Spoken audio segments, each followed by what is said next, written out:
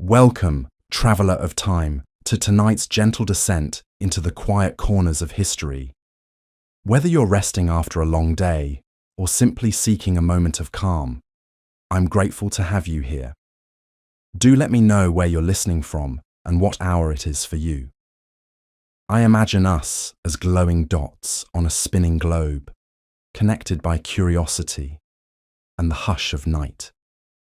And if this peaceful storytelling brings a little stillness to your day, feel free to subscribe. We'll have many more historical tales to share. Deep within the temple complexes of ancient Egypt, where golden sunlight filtered through massive stone columns, lived women who served as more than mere priestesses. These were the sacred dancers of Hathor, the goddess of love, music, and joy. Their bodies moved in perfect harmony with celestial rhythms, their voices lifted in songs that could transport mortals into the presence of the divine. But this wasn't just entertainment or simple worship. This was a sophisticated spiritual practice that connected the earthly realm with the divine through the most human of experiences: pleasure, movement, and sacred intimacy. Tonight, I'm going to take you on a journey back over 3,000 years to witness the untold story of these remarkable women. You'll discover how they transformed temple courtyards into stages for divine drama, how their dances could heal the sick and ensure the fertility of the Nile, and why their practices were considered so powerful that they influenced the very fate of pharaohs. But more importantly, you'll meet the real people behind these ancient rituals. Women like Nefertiti, whose story was carved into temple walls, and Amenirdis, whose personal letters reveal intimate details of temple life that archaeologists are still deciphering today. What you're about to learn will completely transform your understanding of ancient Egyptian spirituality, because the dancing priestesses of Hathor weren't just performers. They were gatekeepers to mysteries that connected human sexuality with divine power in ways that modern religions have almost entirely forgotten. Let me start by dropping you into a scene that unfolded over 3,000 years ago in the Temple of Dendera. The morning mist still clung to the Nile's surface when Kentika walked barefoot across the cool stone floors toward the inner sanctum. Her linen dress, so fine it was nearly transparent, caught the early light streaming through the temple's clerestory windows. Today was different. Today, she would perform the sacred dance of awakening for the goddess Hathor, a ritual that could determine whether the annual flood would bring prosperity or famine to all of Egypt. But Kentika wasn't nervous. She had trained for this moment since childhood, learning not just the intricate steps and gestures, but the deeper mysteries behind each movement. Every sway of her hips corresponded to the phases of the moon. Every arch of her back mirrored the curve of the sky goddess Nut. When she danced, she didn't just honor Hathor, she became Hathor, channeling the goddess's power through her mortal form. This is where our story truly begins, because understanding the dancing priestesses of Hathor requires us to completely reimagine what we think we know about ancient Egyptian religion. These weren't somber, austere practices conducted by celibate priests in dark temples.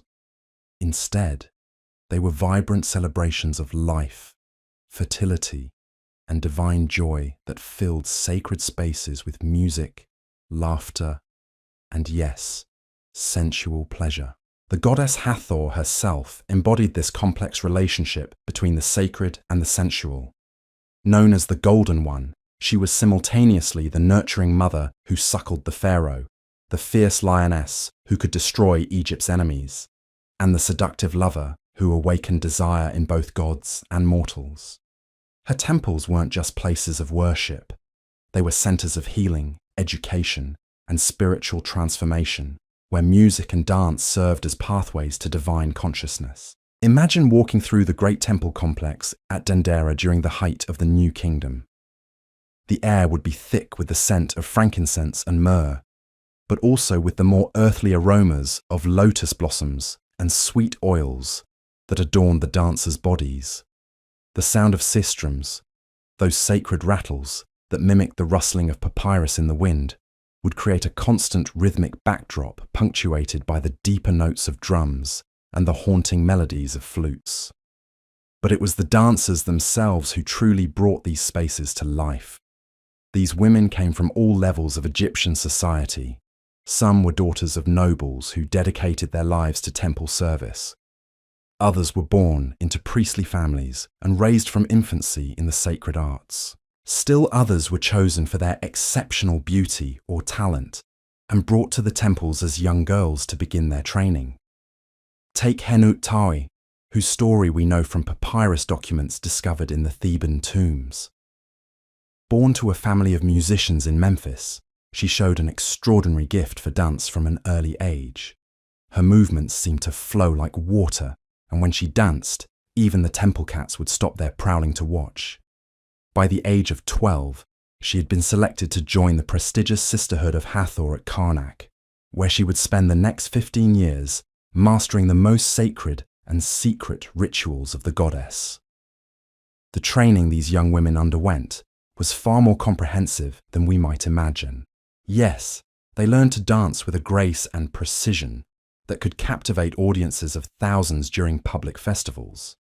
But they also studied astronomy, learning to read the movements of stars and planets so their performances could align with cosmic rhythms. They memorized vast collections of hymns and sacred texts, many of which contained esoteric knowledge about the nature of divine consciousness and the hidden forces that governed the universe. Most importantly, they learned to use their bodies as instruments of spiritual power. This wasn't about seduction in any crude sense, though their movements were undeniably sensual. Instead, it was about understanding how physical beauty, graceful movement, and rhythmic sound could open doorways between the mortal and divine realms. When a skilled priestess of Hathor performed the dance of the 7 veils, she wasn't simply removing clothing. She was symbolically stripping away the layers of illusion that separated human consciousness from divine awareness. The daily life of these sacred dancers was structured around cycles that mirrored the natural rhythms of Egypt itself. They rose before dawn to perform the morning rituals that welcomed the sun god Ra on his daily journey across the sky. Their movements during these ceremonies were slow and meditative, designed to harmonize their energy with the growing light. As the sun reached its zenith, their dances became more vigorous and joyful, celebrating the full power of divine radiance. But it was during the evening rituals that their most mysterious and powerful ceremonies took place.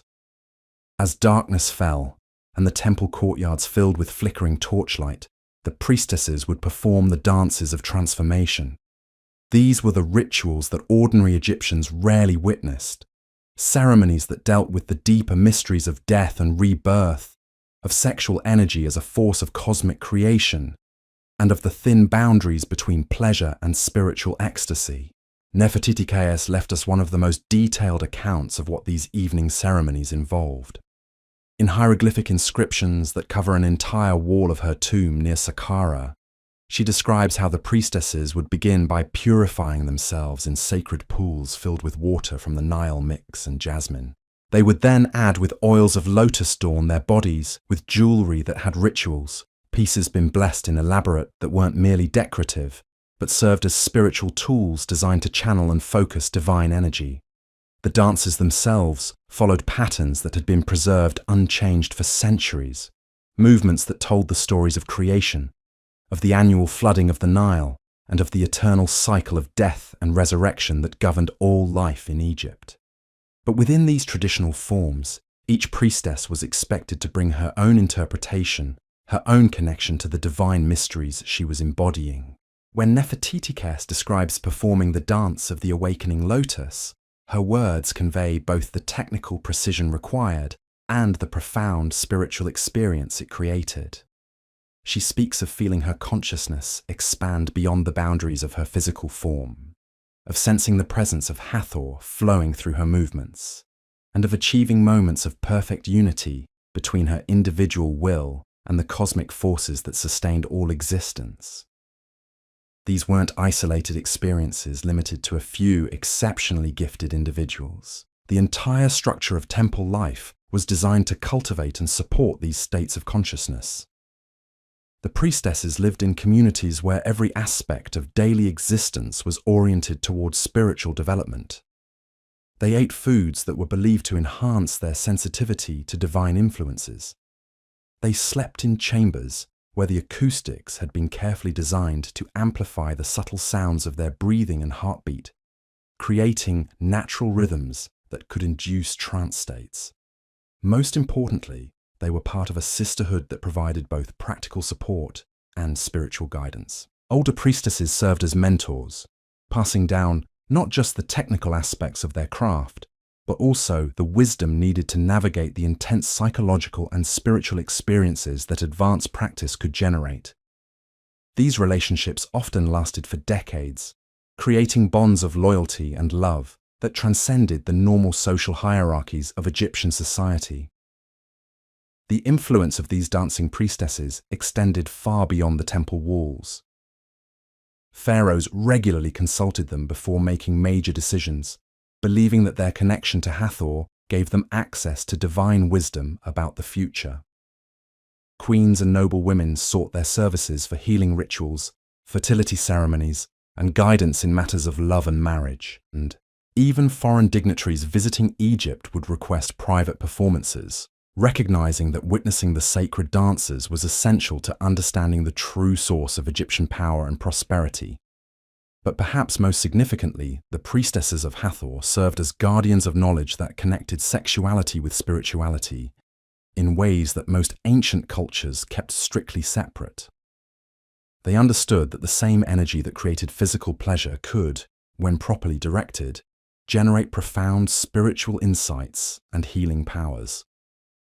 This wasn't about using sexuality for purely personal gratification, but about recognizing erotic energy as one of the fundamental forces that connected individual consciousness with the creative power of the universe itself. The ceremonies they conducted for married couples were particularly remarkable.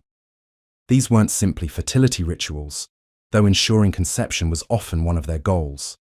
Instead, they were comprehensive teachings about how physical intimacy could become a form of worship, how the act of love between husband and wife could mirror and participate in the cosmic union between divine masculine and feminine principles that Egyptian cosmology saw as the source of all creation. These sacred marriage ceremonies typically took place during the festival seasons when the boundaries between the mortal and divine worlds were considered most permeable.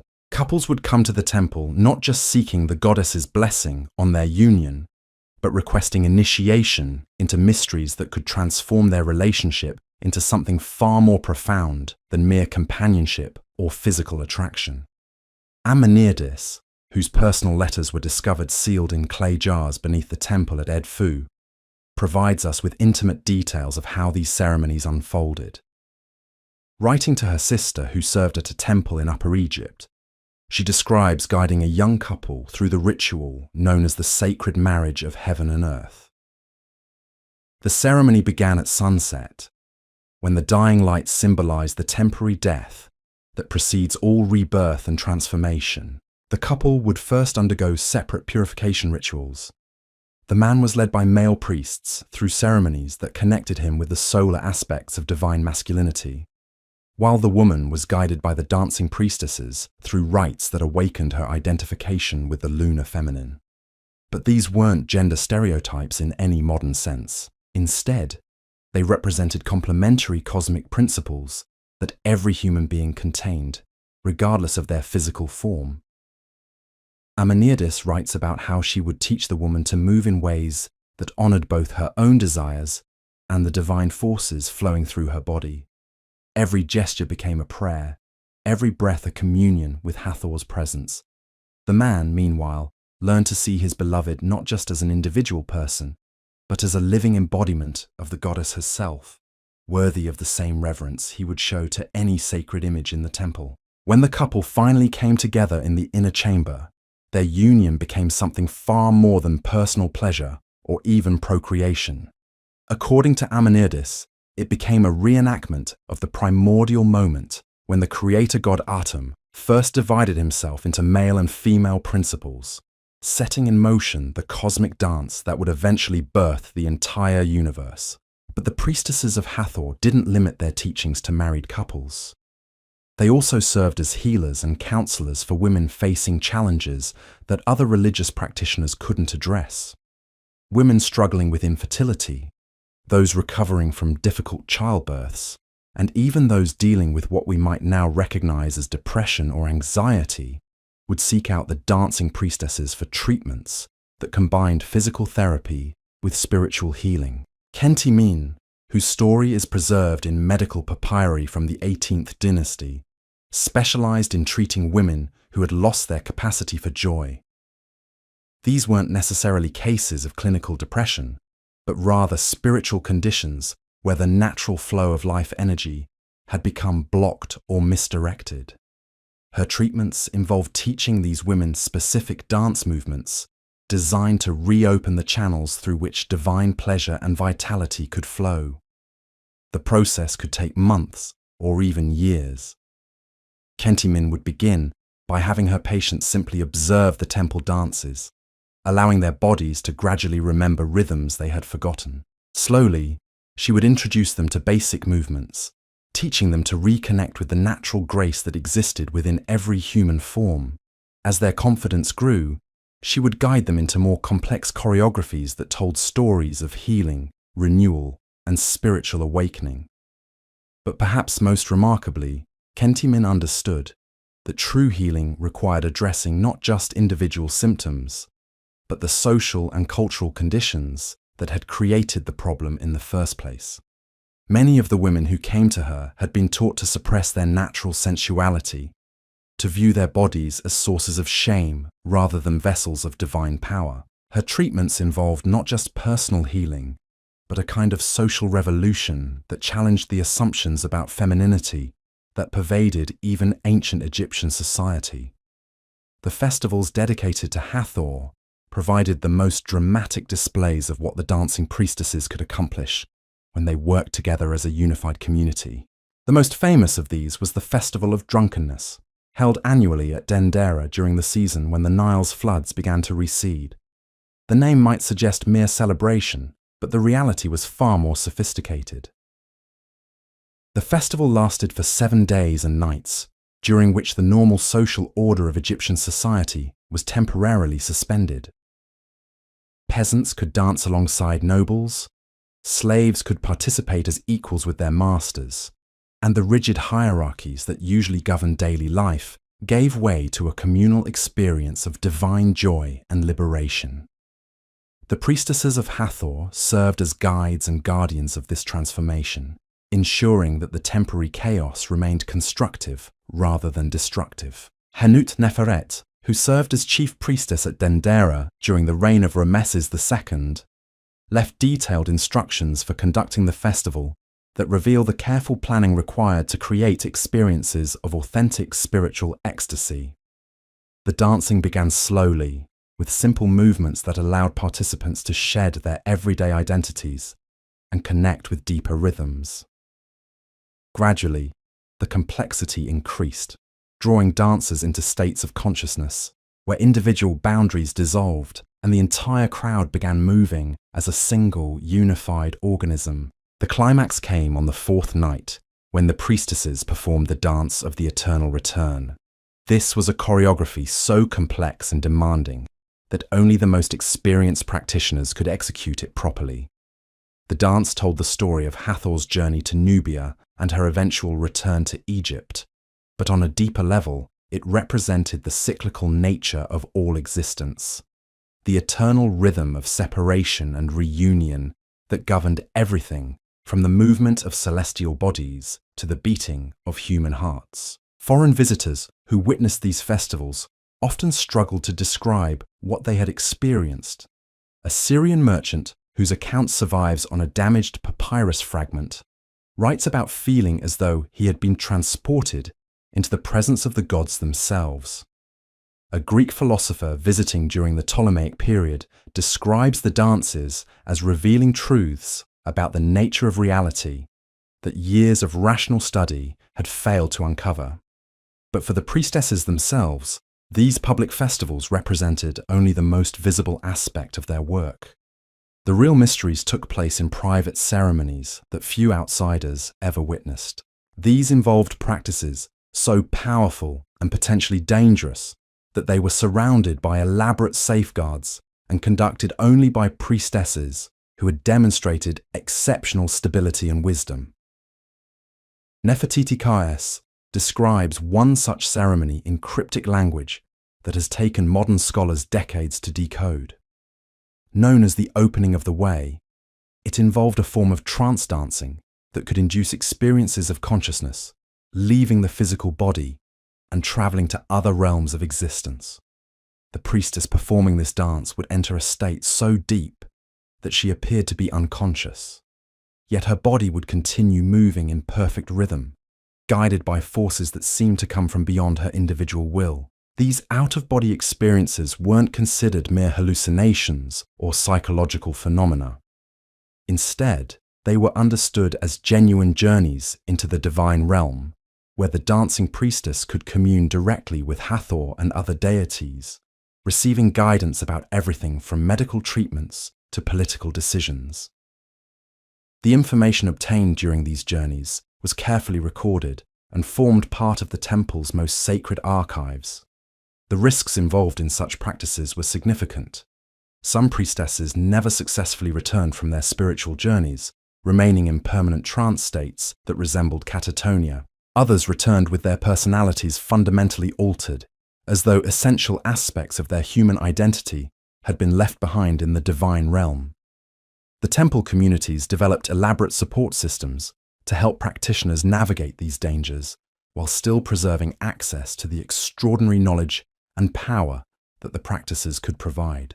Training for the most advanced ceremonies began in childhood and continued throughout a priestess's entire career. Young girls selected for this path underwent years of preparation that included not just dance instruction, but intensive study of astronomy, mathematics, medicine, and psychology. They learned to read the subtle signs that indicated when someone was ready for deeper initiation, and how to guide others through spiritual crises that might arise during intense practice.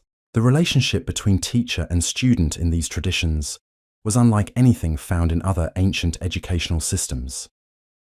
It wasn't based primarily on the transmission of intellectual information, but on a kind of energetic attunement that allowed the student to gradually absorb and embody the teacher's level of consciousness.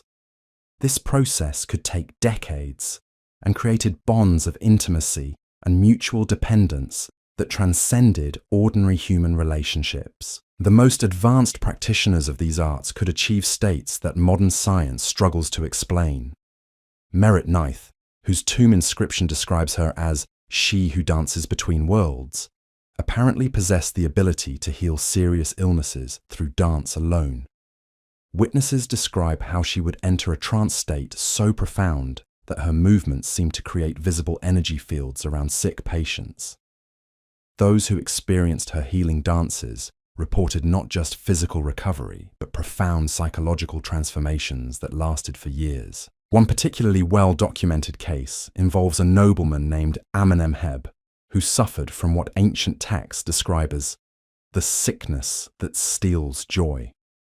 Modern physicians might recognize this as severe depression, but Egyptian healers understood it as a spiritual condition where the person's K or life force had become disconnected from divine sources of vitality. Traditional treatments had failed completely, and Amenemheb had reached a point where he could barely function in daily life. When he was brought to Merit Neith's temple, she spent 3 days simply observing him, studying the subtle patterns of his breathing, his posture, and the way he moved through space. Then she began what dance she called the of remembering. For 7 consecutive nights, she danced around his motionless form, her movements telling the story of his soul's journey from birth through his current crisis and into potential healing. Amenemheb later described the experience as watching his entire life unfold before him. but from a perspective that revealed hidden meanings and connections he had never recognized. By the fourth night, he began moving involuntarily, his body responding to rhythms that seemed to emerge from deep within his cellular memory. By the seventh night, he was dancing alongside Merit Naith, tears streaming down his face as decades of suppressed emotion finally found expression through movement. The transformation was so complete that Amenemheb dedicated the remaining years of his life to supporting the temple, becoming one of its most generous benefactors. But more importantly for our understanding of these practices, he left detailed written accounts of how the experience had changed not just his emotional state, but his entire perception of reality. He describes feeling reconnected to sources of meaning and purpose that he had forgotten existed, as though the dance had literally rewoven the fabric of his consciousness. Stories like this weren't considered miraculous or supernatural by ancient Egyptians. Instead, they represented the natural outcome of practices that had been refined over countless generations. The dancing priestesses understood human consciousness as something far more fluid than Wed and Maul typically imagined today. They knew techniques for accessing states of awareness that could facilitate healing, generate prophetic visions, and create experiences of unity with cosmic forces that govern the universe. The temple at Komombo preserves some of the most detailed practices. Carved instructions for these advanced into walls that most visitors never see. These hieroglyphic texts describe specific movements designed to activate what the Egyptians called the serpent fire that lay dormant at the base of the spine. When properly awakened through dance, this energy would rise through the body's energy centers, ultimately reaching the crown of the head, where it would create a direct connection with divine consciousness. The process was neither simple nor safe. Inscriptions warn about practitioners who attempted to force this awakening before they were properly prepared, resulting in psychological instability or even physical injury. The texts describe elaborate preparation rituals that could take months to complete, involving dietary restrictions, purification ceremonies, and intensive meditation practices that gradually prepared the body and mind for the profound, energetic shifts involved. Ankh-Esen-Amun, whose name means she lives for Amun, left the most complete account of successfully completing this advanced training. Her personal papyrus, discovered in a sealed chamber beneath the Luxor temple, describes the entire process in language that reads like poetry, but contains precise technical instructions for those who know how to interpret the symbolic references. She writes about learning to feel the subtle energy currents that flow through the human body, discovering how specific dance movements could redirect these currents to create healing or spiritual awakening. She describes achieving states of consciousness where her individual identity seemed to dissolve completely, leaving only pure awareness moving in perfect harmony with cosmic rhythms. Most remarkably, she claims to have learned how to induce similar states in others simply through the power of her presence and movement. The political implications of possessing such abilities were enormous. Pharaohs regularly consulted the most accomplished priestesses before making major decisions, believing that their expanded consciousness could provide access to divine wisdom about future events. The priestess Taweret Nefret, who served during the troubled period between the Old and Middle Kingdoms, apparently predicted the rise of the Middle Kingdom pharaohs decades before it occurred. Information that helped certain noble families position themselves advantageously during the transition. But the priestesses were careful to maintain their independence from political authority. They served the gods first and human rulers second, a distinction that sometimes created tension with pharaohs who wanted to use their abilities for purely political purposes. The temple archives contain several examples of priestesses who refused royal commands that conflicted with their religious duties, sometimes at considerable personal cost. The training systems that produced such remarkable individuals were themselves marvels of ancient pedagogy. Young girls selected for advanced training didn't simply learn dance steps and ritual procedures. Instead, they underwent comprehensive education that included astronomy, mathematics, anatomy, psychology, and what we might now call consciousness studies. They learned to read the subtle signs that revealed a person's emotional and spiritual state, to recognize the energetic patterns that preceded illness, and to understand how different types of music and movement could influence human consciousness. The curriculum also included extensive study of what the Egyptians called the hidden teachings, esoteric knowledge about the nature of reality that was considered too powerful for general circulation. These teachings dealt with subjects like the relationship between consciousness and matter, the hidden forces that connected all living beings, and techniques for accessing information from non-ordinary states of consciousness. Hanut-Wejebu, who served as a master teacher at the temple of Kom-Ombo during the New Kingdom, developed what may have been the ancient world's most sophisticated system for training consciousness.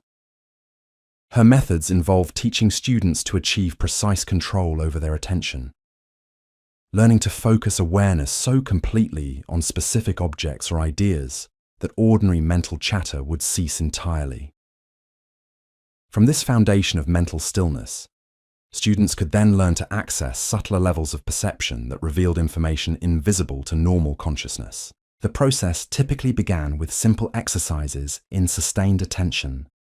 Students would be asked to focus on a single point of light for extended periods, gradually building their capacity to maintain unwavering concentration.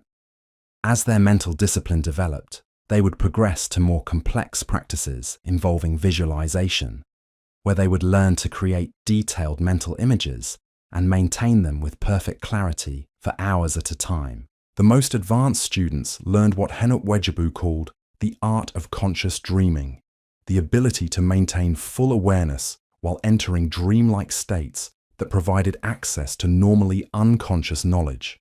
Masters of this technique could apparently receive detailed information about distant events, communicate with deceased individuals, and even explore what they described as alternative versions of reality that existed parallel to ordinary experience. These abilities weren't considered supernatural gifts available only to specially chosen individuals. Instead, they were understood as natural human capacities that could be developed through proper training and practice. The dancing priestesses saw themselves as teachers and guides, helping others discover potentials that already existed within their own consciousness. The healing work conducted by these priestesses extended far beyond individual therapy sessions. They understood illness as fundamentally connected to social and environmental conditions, recognizing that individual health was inseparable from the health of the entire community. This perspective led them to develop interventions that addressed not just personal symptoms, but the cultural patterns that created those symptoms in the first place. During periods of social upheaval, such as the chaos that followed the collapse of the Old Kingdom, the priestesses of Hathor served as stabilizing forces that helped communities maintain their psychological and spiritual equilibrium. They would organize large-scale healing ceremonies that brought together hundreds or even thousands of participants, creating collective experiences of renewal and hope that could sustain entire regions through difficult transitions. These mass ceremonies followed carefully choreographed patterns that had been refined over centuries of practice. The priestesses understood how to use music, movement, and group dynamics to create states of consciousness that transcended individual limitations and connected participants with sources of strength and wisdom that existed beyond personal experience. People who participated in these events often described feeling part of something much larger than themselves, as though they had temporarily merged with the eternal rhythms that sustained all life. The Festival of Hathor at Philae provides one of the best documented examples of how these large-scale ceremonies functioned. Held annually during the season of low Nile waters, when communities throughout Egypt faced their greatest challenges, the festival drew participants from across the ancient world. For 10 days and nights, the island temple complex became a center of continuous celebration that combined religious worship with healing practices and community renewal. The priestesses who orchestrated this event possessed organizational skills that rivaled those of modern event planners, but they also understood how to create experiences that touched the deepest levels of human consciousness. They knew exactly when to introduce different types of music, when to shift meditative movements to vig from slower celebration, and how to guide thousands of participants through collective experiences of transcendence without losing control of the overall event. Foreign visitors often struggled to comprehend what they were witnessing. A Roman administrator whose report survives in fragmentary papyri describes the festival as seeming to transform ordinary people into living gods, their faces radiant with joy and their movements flowing with supernatural grace. He admits that his rational mind could find no adequate explanation for the transformations he observed, though he notes that participants often displayed remarkable improvements in physical health and emotional well-being that lasted for months after the festival ended. The economic impact of these festivals was substantial, but the priestesses understood that their primary value lay in maintaining the spiritual and psychological health of Egyptian civilization. They saw themselves as guardians of knowledge and practices that kept society connected to sources of meaning and vitality that transcended material concerns. Without these periodic renewals, they believed, even the most prosperous civilization would eventually collapse from spiritual exhaustion and despair. This understanding led them to develop sophisticated theories about the relationship between individual consciousness and collective social health. They recognized that personal healing and social transformation were fundamentally interconnected processes, that you couldn't address one without dealing with the other. Their practices were designed to create individuals who could serve as agents of positive change within their communities, people whose expanded consciousness would naturally influence others toward greater health and wholeness. The training programs that produced such individuals required enormous investments of time and resources. A young woman entering advanced priestly training could expect to spend 15 to 20 years mastering the various arts and sciences required for full initiation.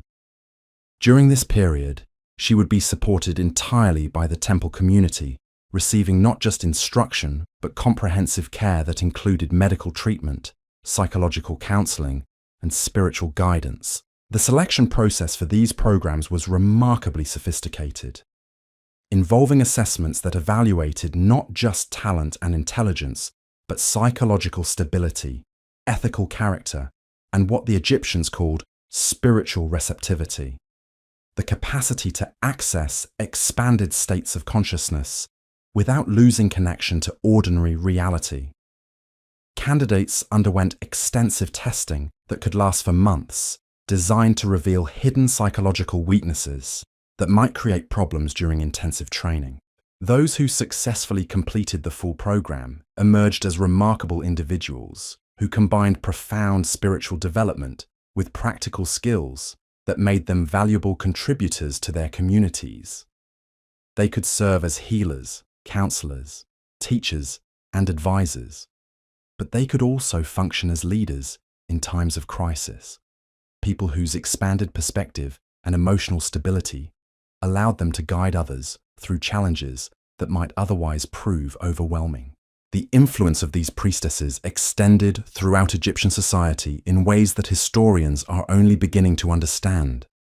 They served as informal counselors to queens and noble women, providing guidance on everything from child rearing to political strategy. They trained the temple musicians and artists whose work shaped Egyptian culture for millennia. Most importantly, they preserved and transmitted knowledge about human consciousness and spiritual development that would otherwise have been lost to history. The preservation of this ancient knowledge wasn't left to chance. The dancing priestesses of Hathor developed elaborate systems for recording and transmitting their most sacred teachings, using methods that went far beyond simple written texts. They understood that the deepest mysteries of consciousness and spiritual practice couldn't be adequately conveyed through words alone, requiring instead a combination of direct experience, symbolic representation, and carefully structured initiation processes. Nefret Irie, who served as head archivist at the Great Temple of Dendera during the reign of Thutmose III, created what may have been the ancient world's most sophisticated system for preserving esoteric knowledge. she developed a form of hieroglyphic notation that could record not just the movements of sacred dances, but also the precise breathing patterns, emotional states, and consciousness techniques that made those movements spiritually effective. Her archives contain detailed instructions for over 300 different ceremonial dances, each designed for specific purposes, ranging from healing particular illnesses to inducing prophetic visions. But more remarkably, she found ways to encode information about the inner experiences that accompanied these practices, creating written records that could guide future practitioners through the subjective dimensions of advanced spiritual work. The notation system she developed used combinations of traditional hieroglyphs with specialized symbols that had meaning only to initiated priestesses. A single dance sequence might be accompanied by dozens of marginal notes describing the subtle energy sensations that should occur at each stage, the types of visions or insights that typically arose, and warning signs that indicated when a practitioner was pushing too hard or moving too quickly through the process. These encoded texts were stored in secret chambers within the temple complex, accessible only to priestesses who had achieved the highest levels of initiation. The knowledge they contained was considered so powerful and potentially dangerous that elaborate safeguards surrounded their use. No single individual was given access to complete texts without the presence of at least 2 other master practitioners who could provide guidance and intervention if necessary. The training required to read these advanced texts could take decades to complete. Priestesses had to demonstrate not just intellectual understanding of the symbolic systems, but actual mastery of the practices being described. They were tested through elaborate practical examinations that required them to successfully guide others through complex spiritual processes while maintaining perfect awareness of all the subtle factors that could influence the outcome. Ankh Tawi, whose personal journal provides our most detailed account of this advanced training, describes spending 7 years learning to decode a single text that dealt with what she calls the dance of the dying and reborn sun. The document contained instructions for a ceremony that was performed only during solar eclipses, when the temporary darkness created optimal conditions for accessing normally hidden dimensions of consciousness. The preparation for this ceremony required months of intensive practice that gradually attuned the practitioner's nervous system to extremely subtle energy phenomena. Ankh Tawi writes about learning to feel the electromagnetic changes that preceded eclipses by days or even weeks, developing sensitivity so acute that she could predict astronomical events without reference to conventional calendrical calculations. But the real challenge lay in maintaining stable consciousness during the eclipse ceremony itself.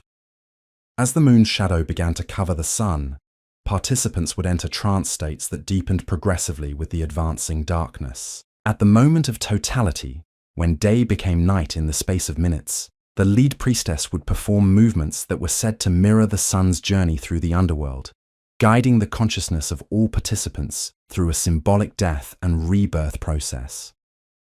Ankh Tawi describes the experience as simultaneously terrifying and ecstatic, a complete dissolution of normal identity followed by a reconstruction of consciousness at a higher level of integration.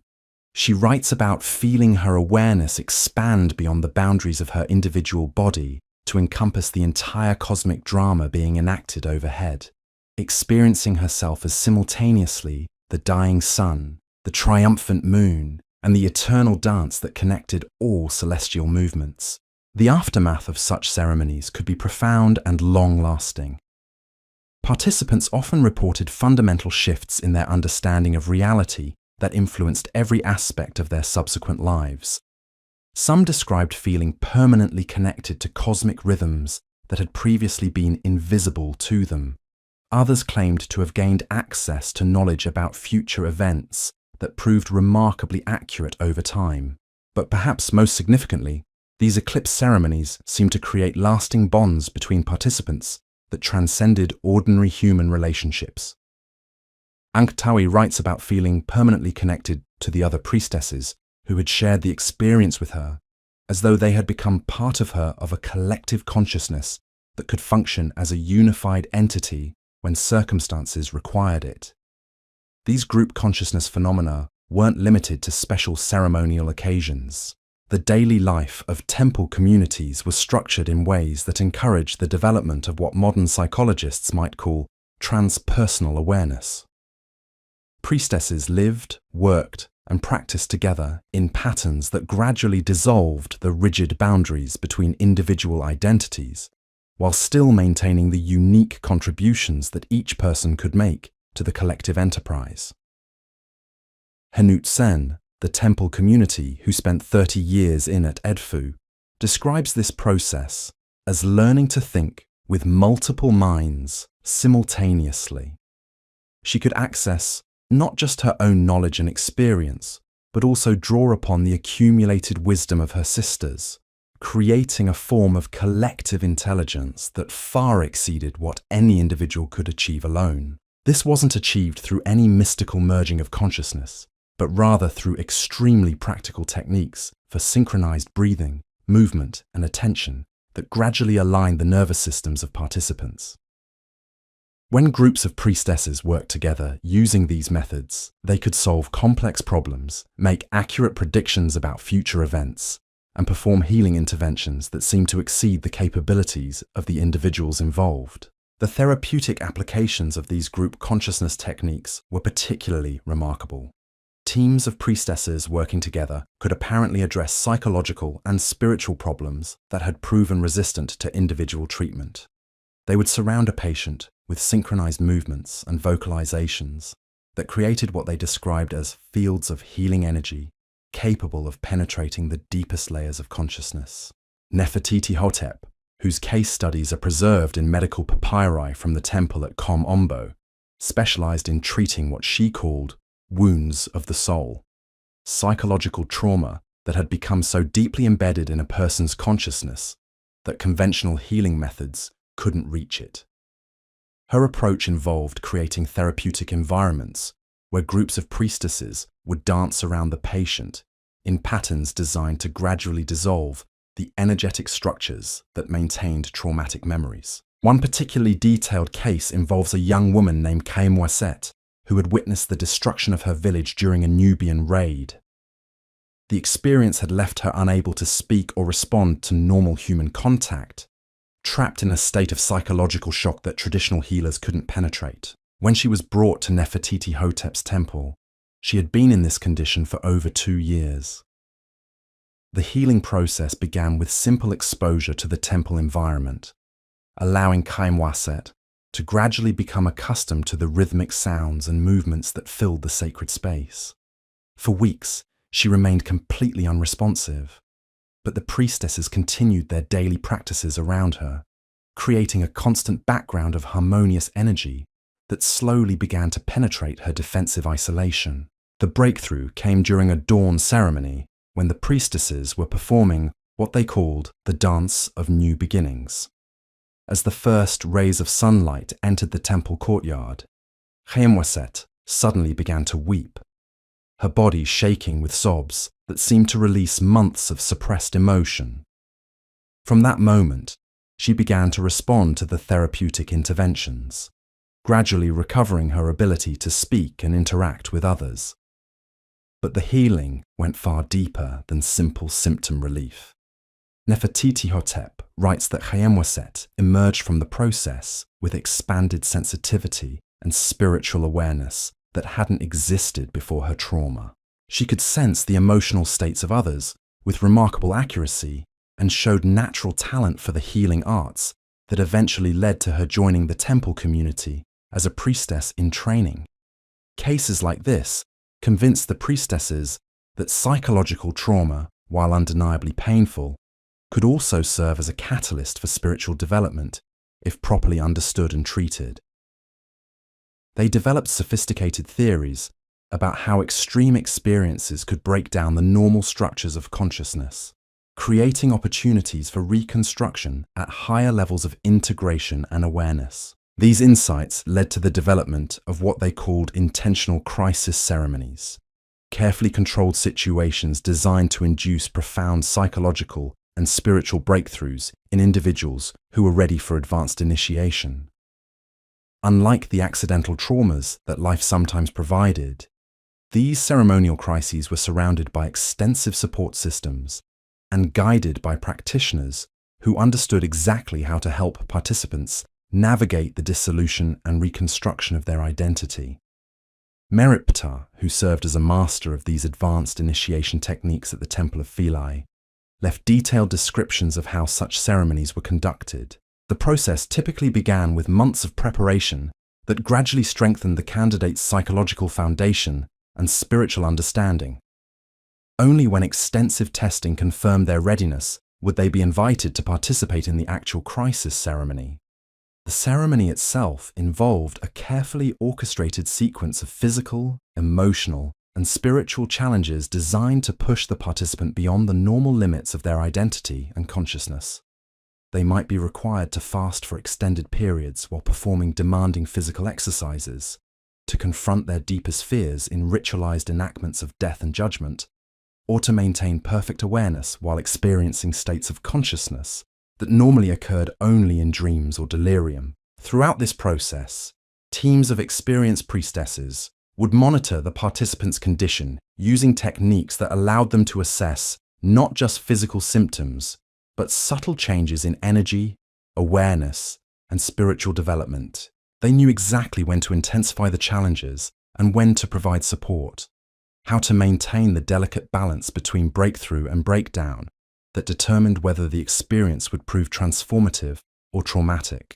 Merit Patar describes one particularly intense ceremony involving a young priestess named Nefret Kau, who had reached a plateau in her spiritual development that conventional training methods couldn't penetrate. The crisis ceremony lasted for 7 days and nights, during which Nefret Kau was guided through a symbolic journey that recapitulated the entire process of cosmic creation and dissolution.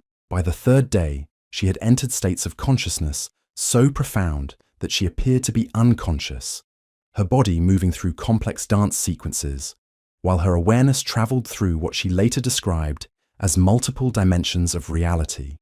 She encountered divine beings who challenged her understanding of her own nature, experienced visions of future events that proved remarkably accurate, and gained insights into the fundamental structure of consciousness that influenced her teaching for the rest of her life. The transformation was so complete that other priestesses initially had difficulty recognizing her personality when she finally returned to normal consciousness. She had retained all her memories and basic character traits, but her entire way of being in the world had shifted to a level of integration and wisdom that typically required decades of gradual development to achieve. These intensive initiation experiences weren't undertaken lightly or frequently.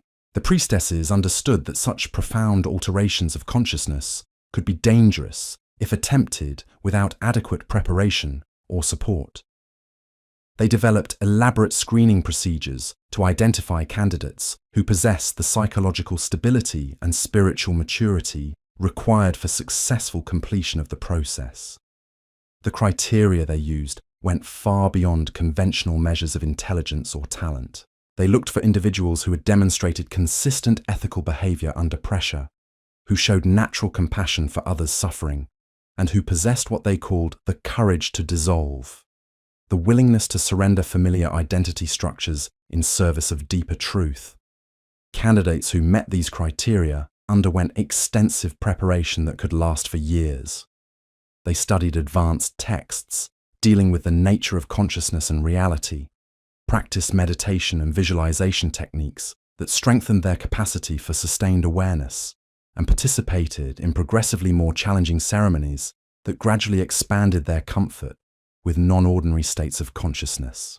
The actual selection for intensive initiation often came through dreams or visions that were interpreted by master priestesses as signs of divine calling. Nefret Kau, whose transformation we just described, reported a recurring dream in which Hathor herself appeared and instructed her to seek the ultimate mysteries of the goddess's teachings. When she shared this dream with Meripta, it was recognized as an authentic spiritual summons that couldn't be ignored. The economic and social implications of maintaining these advanced training programs were substantial. Temples had to support not just the immediate practitioners, but also the extensive infrastructure required for their work. This included specialized buildings designed for specific types of ceremonies, libraries containing thousands of papyrus scrolls with encoded teachings, and workshops where ritual implements were crafted according to precise specifications that had been refined over centuries. The musical instruments used in temple ceremonies, for example, weren't simply decorative objects, but sophisticated tools designed to produce specific psychological and spiritual effects. The sistrums carried by dancing priestesses were tuned to frequencies that could induce trance states, while the temple drums were sized and positioned to create acoustic patterns that enhanced group consciousness phenomena. Ptah-hotep, who served as master craftsman at the temple workshops in Memphis, left detailed instructions for creating these specialized instruments. His texts reveal that even seemingly simple objects, or bells, were designed according like rat to complex mathematical principles that related their physical dimensions to astronomical cycles and energy patterns within the human body. The creation of a single sistrum could require months of work, beginning with the selection of metals that had been mined during specific lunar phases, and continuing through elaborate blessing ceremonies that imbued the finished instrument with what the craftsman called spiritual potency. Only instruments that had undergone this complete process were considered suitable for use in advanced ceremonies.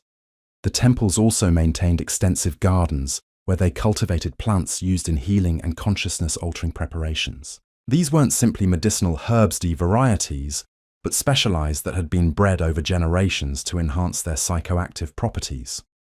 The gardening techniques involved not just botanical knowledge, but understanding of how different growing conditions could influence the spiritual qualities of the plants being cultivated. Nefret Sob gardener at the Temple of Komek, who served as chief ombo, developed methods for timing planting and harvesting according to astronomical events that maximized the potency of medicinal preparations. She understood that plants absorb different types of cosmic energy depending on the positions of stars and planets during critical growth phases.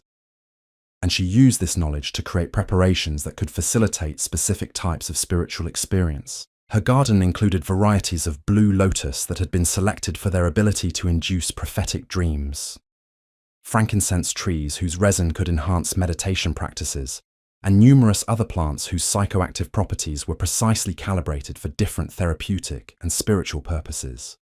The knowledge required to maintain these gardens was passed down through generations of temple gardeners, who guarded their secrets as carefully as the priestesses protected their ceremonial teachings. The preparation and use of these plant medicines was surrounded by elaborate protocols that ensured their safety and effectiveness.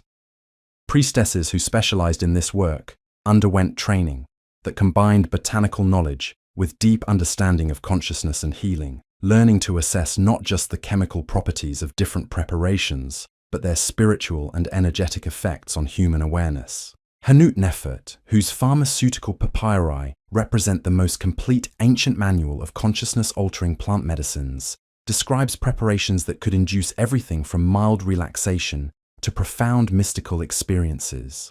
Her formulations took into account not just the active compounds in various plants, but also factors like the patient's spiritual development, psychological condition, and astrological influences that might affect their response to treatment. One particularly sophisticated preparation involved a combination of blue lotus, honey, and wine that had been fermented using specific types of yeast cultured in temple laboratories. The resulting mixture could apparently facilitate experiences of consciousness, expansion that lasted for several hours while maintaining perfect clarity and control.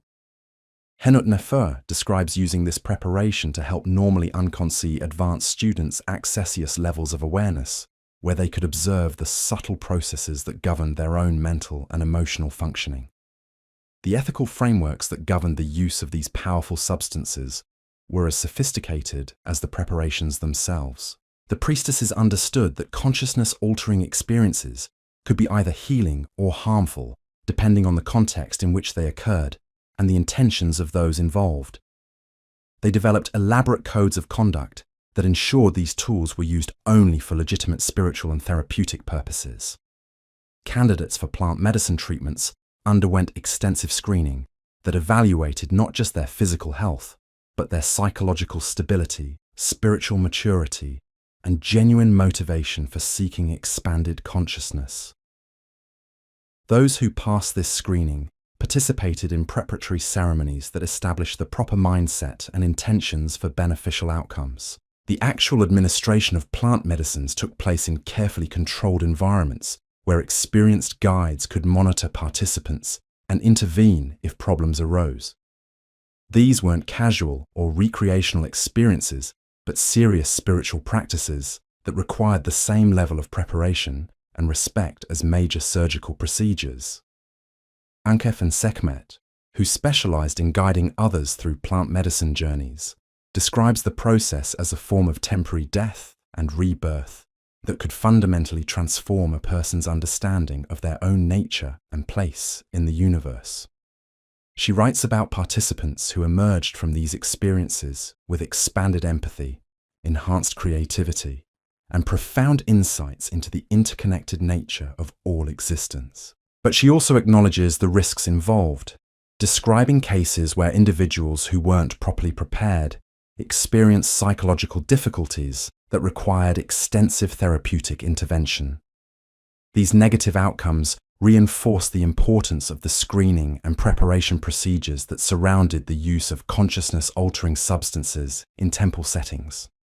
The integration of plant medicine experiences into ongoing spiritual practice was considered as important as the experiences themselves.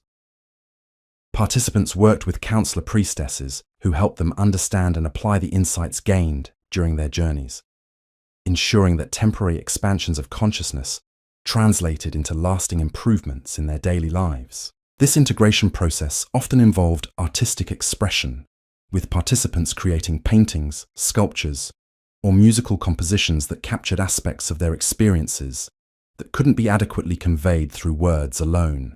The temple workshops became centers of artistic innovation, where visionary experiences found expression in forms that could inspire and instruct future generations of practitioners. The influence of these visionary arts extended throughout Egyptian culture, shaping everything from architectural design to religious iconography. The distinctive style of Egyptian art, with its emphasis on symbolic representation and multiple perspective, may have been directly influenced by the consciousness states that temple practitioners regularly accessed through their spiritual practices. Khenti Kanaith, who served as chief artist at the Temple of Dendera, created wall paintings that seemed to capture the visual experiences reported by priestesses during their most profound spiritual journeys. Her work featured swirling patterns of energy, geometric forms that appeared to move and shift when viewed from different angles, and human figures that seemed to glow with inner light. These weren't simply decorative elements, but teaching tools designed to help viewers access similar states of consciousness through contemplation of the visual forms. Khenti Kanaith understood that certain combinations of color, shape, and proportion could induce trance states that facilitated spiritual insight and healing, and she used this knowledge to create environments that supported the temple's therapeutic and educational mission. The mathematical principles underlying her artistic designs were based on the same sacred geometry that informed temple architecture and ceremonial choreography. Every element was precisely calculated to create specific psychological and spiritual effects, from the proportions of human figures that encouraged identification with divine archetypes to the color combinations that enhanced different types of consciousness exploration. Visitors to these temple complexes often reported feeling transported into otherworldly realms simply by walking through spaces where every detail had been designed to facilitate expanded awareness. The combination of architecture, artwork, music, and movement created total environments that could reliably induce profound alterations of consciousness without the need for plant medicines or other external aids. These environmental approaches to consciousness transformation represented perhaps the most sophisticated achievement of ancient Egyptian spiritual technology.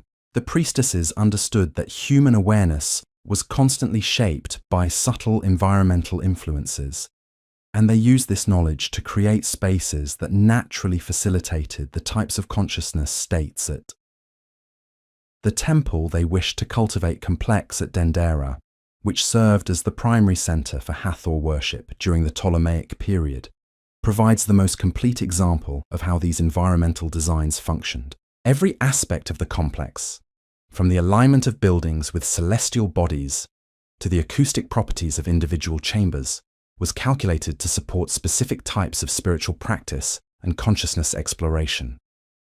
Walking through this complex today, even in its damaged and incomplete state, visitors often report experiencing unusual states of consciousness that seem to arise spontaneously from the environment itself. The ancient builders understood principles of sacred architecture that modern science is only beginning to rediscover, creating structures that could reliably facilitate transcendent experiences for those who approach them with proper preparation and intention.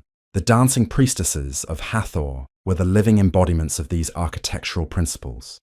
Human beings who had learned to transform themselves into temples of consciousness that could facilitate similar experiences in others.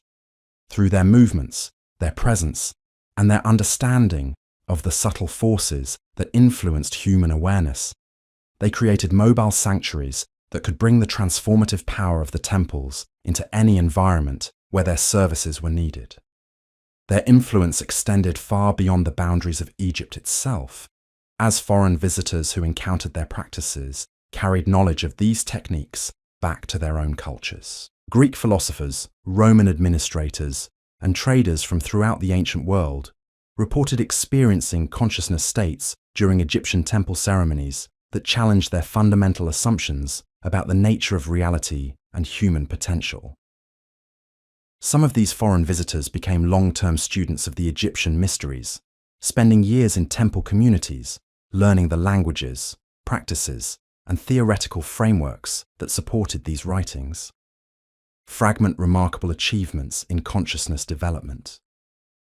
Varied though they are, provide valuable external perspectives on the sophistication and effectiveness of the systems the dancing priestesses had developed.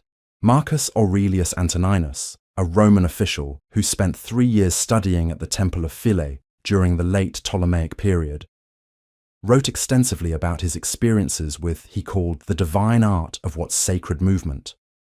His letters, discovered in a sealed jar near Alexandria, describe learning dance techniques that could induce states of consciousness he had never imagined possible. He writes about experiencing direct perception of what the Egyptians called the web of connection that linked all living beings, a state of awareness in which the boundaries between individual consciousness seemed to dissolve completely. During these experiences, he could apparently access information about distant events, communicate with individuals who were physically absent, and gain insights into complex problems that had previously seemed unsolvable. But perhaps most remarkably, Marcus Aurelius describes learning to maintain these expanded states of consciousness while carrying out normal administrative duties, bringing enhanced wisdom and compassion to his work as a government official. The training he received at Philae hadn't just provided him with extraordinary experiences, but had fundamentally transformed his capacity to serve others and contribute positively to the world around him. His account provides valuable insight into how the Egyptian mysteries were transmitted to foreign students and adapted to different cultural contexts. The priestesses were skilled at translating their teachings into frameworks that could be understood and applied by individuals from very different backgrounds, while still maintaining the essential principles that made these practices effective. This adaptability helps explain how elements of Egyptian spiritual technology eventually found their way into Greek philosophy, Roman religious practices, and early Christian mysticism. The dancing priestesses of Hathor weren't just preserving ancient traditions, but actively developing and refining techniques for consciousness transformation that would influence human civilization for millennia to come.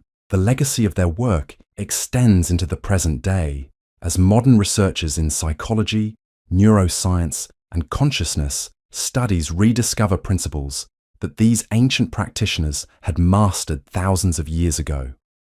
Their understanding of how movement, sound, and environment could be used to facilitate healing and spiritual development represents a sophisticated body of knowledge that contemporary science is only beginning to appreciate and validate. But priestesses of Hathor embody beyond their technical achievements. The dancing died an approach to human existence that integrated physical pleasure, emotional fulfillment, intellectual understanding, and spiritual transcendence into a unified way of life. They demonstrated that these different aspects of human experience didn't have to be compartmentalized or set in opposition to each other, but could be woven together into patterns of extraordinary beauty and effectiveness. Their temples were places where the sacred and the sensual danced together in perfect harmony, where the pursuit wisdom enhanced of divine rather than diminished the capacity for earthly joy, and where individual transformation served the greater good of the entire community. In a world that often seems divided between materialistic pursuits and spiritual aspirations, the example of these remarkable women offers a vision of integration and wholeness that remains as relevant today as it was in the time of the pharaohs. The secrets held within the temple walls of ancient Egypt weren't limited to the grand ceremonies and public festivals that drew crowds from across the known world. Some of the most profound mysteries unfolded in the private chambers, where individual priestesses worked with clients who sought healing for ailments that conventional medicine couldn't touch. These intimate sessions revealed the true depth of what these remarkable women understood about the human soul and its capacity for transformation. Senebtika arrived at the temple of Dendera on a morning when the desert winds carried the scent of distant storms. She had traveled for weeks from her home in Upper Egypt, driven by a desperation that had consumed her life for nearly 2 years. Her husband had died suddenly, leaving her not just widowed but somehow unable to feel anything at all. The grief she expected never came. Instead, a terrible numbness had settled over her, as though some essential part of her being had died alongside her beloved. The priestess who received her was Nefret Amentet, a woman whose eyes seemed to hold the wisdom of countless lifetimes. She listened to Senebtika's story without interruption, her trained senses reading far more than the words being spoken. She could see the way grief had crystallized in the woman's body, creating energetic blockages that prevented the natural flow of emotion and life force. What followed wasn't a single dramatic ceremony, but a patient process that unfolded over many months.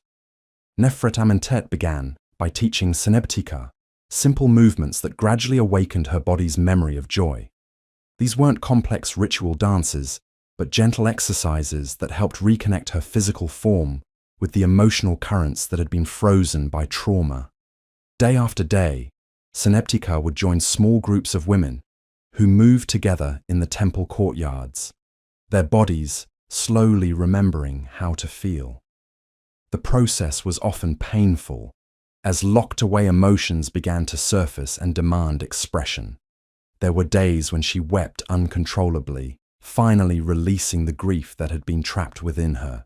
There were others when rage erupted, anger at the gods who had taken her husband, at life itself for its cruelty and unpredictability. But Nefret Amentet guided her through each storm of feeling with the skill of a master navigator. She understood that healing required not just the release of blocked emotions, but their integration into a larger pattern of wholeness. Through carefully chosen movements and breathing techniques, she taught Senebtika how to honor her grief while still remaining open to the possibility of future joy. The breakthrough came during the Festival of the Rising Waters, when the annual Nile flood began its life-giving journey across the land. As Senebtika participated in the community dances that celebrated renewal and rebirth, she felt something long dormant stirring within her chest. For the first time since her husband's death, she experienced a genuine moment of happiness, brief but unmistakable. From that point forward, her healing accelerated dramatically. The movements that had once felt mechanical and forced began to flow naturally, as though her body was remembering skills it had possessed long before this lifetime. She discovered that dance could be a form of prayer more powerful than any words, a way of communicating directly with forces that governed life and death, separation and reunion. By the time Seneptika finally returned to her village, she had been transformed into something far more than a healed widow. She had become a conduit for the same healing energies that had restored her own capacity for feeling. Neighbors who had known her for years barely recognized the radiant woman who moved with the fluid grace of the temple dancers, her presence somehow brightening every space she entered. But her story represents just one thread in the vast tapestry of healing work that occupied the daily lives of Hathor's priestesses. Each woman who sought their assistance brought unique challenges that required individually crafted approaches to treatment and transformation. The priestesses understood that no two souls were identical, that healing was an art form requiring creativity, intuition, and deep understanding of human nature in all its complexity. Kayemwaset faced a different kind of suffering when she arrived at the temple of Komombo.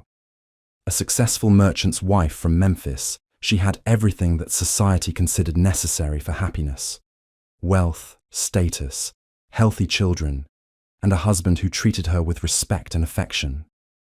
Yet she felt utterly empty inside, as though she were living someone else's life while her true self remained buried beneath layers of social expectations and obligations. The priestess, Henut Sened, recognized immediately what was troubling this successful but miserable woman.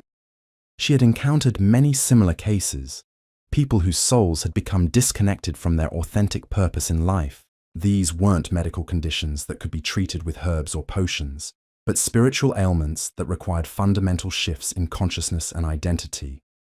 The treatment began with what Henut Sened called the dance of unmasking.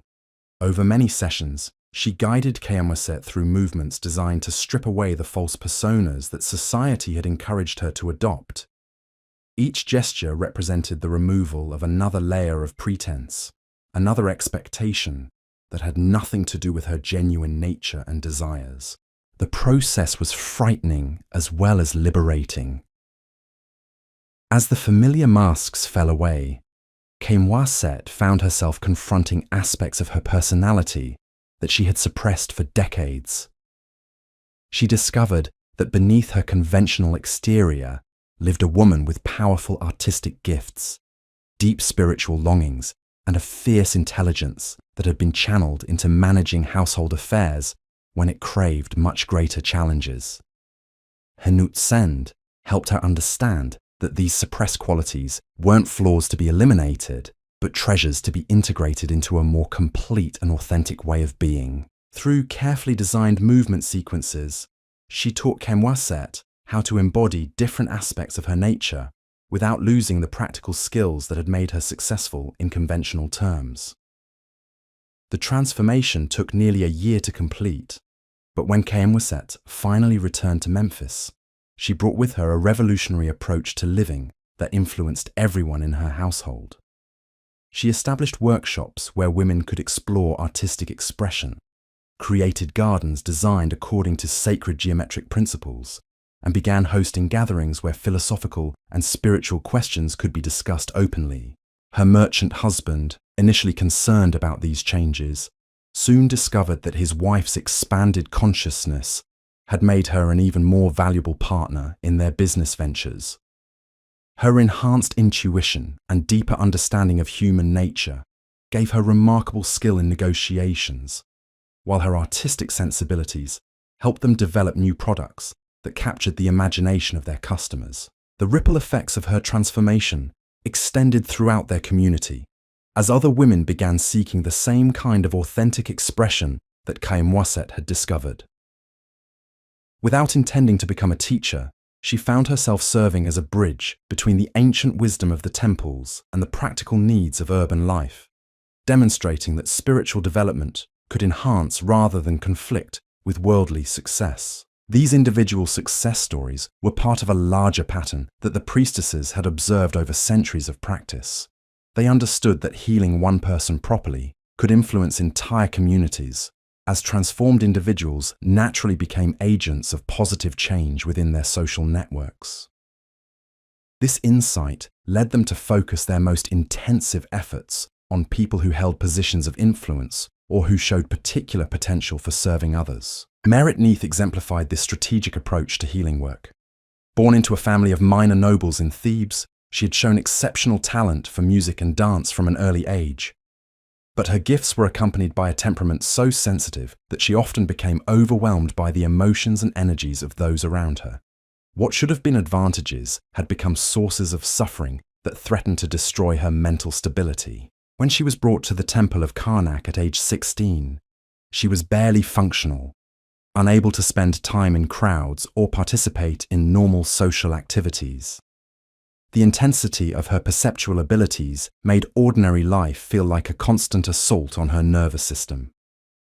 Lesser healers had attempted to help her by dulling her sensitivity, but this approach had only created new problems without addressing the root causes of her distress. The master priestess Ankhtawi recognized immediately that Merit Neith's apparent weakness was actually a form of spiritual gift that needed proper training rather than suppression. Her extreme sensitivity meant that she could perceive subtle energies and emotional currents that most people couldn't detect, abilities that could be invaluable for healing work if she learned to manage them properly.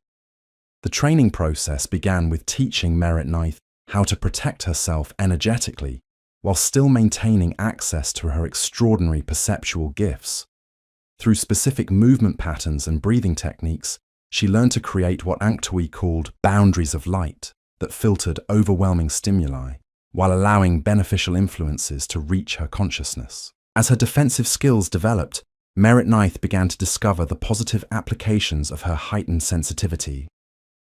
She could sense the onset of illness days before physical symptoms appeared, detect emotional disturbances that others missed entirely, and perceive the subtle energy patterns that revealed a person's deepest spiritual needs and potentials. Under Ankhtawi's guidance, she learned to use these abilities in service of others rather than as sources of personal torment.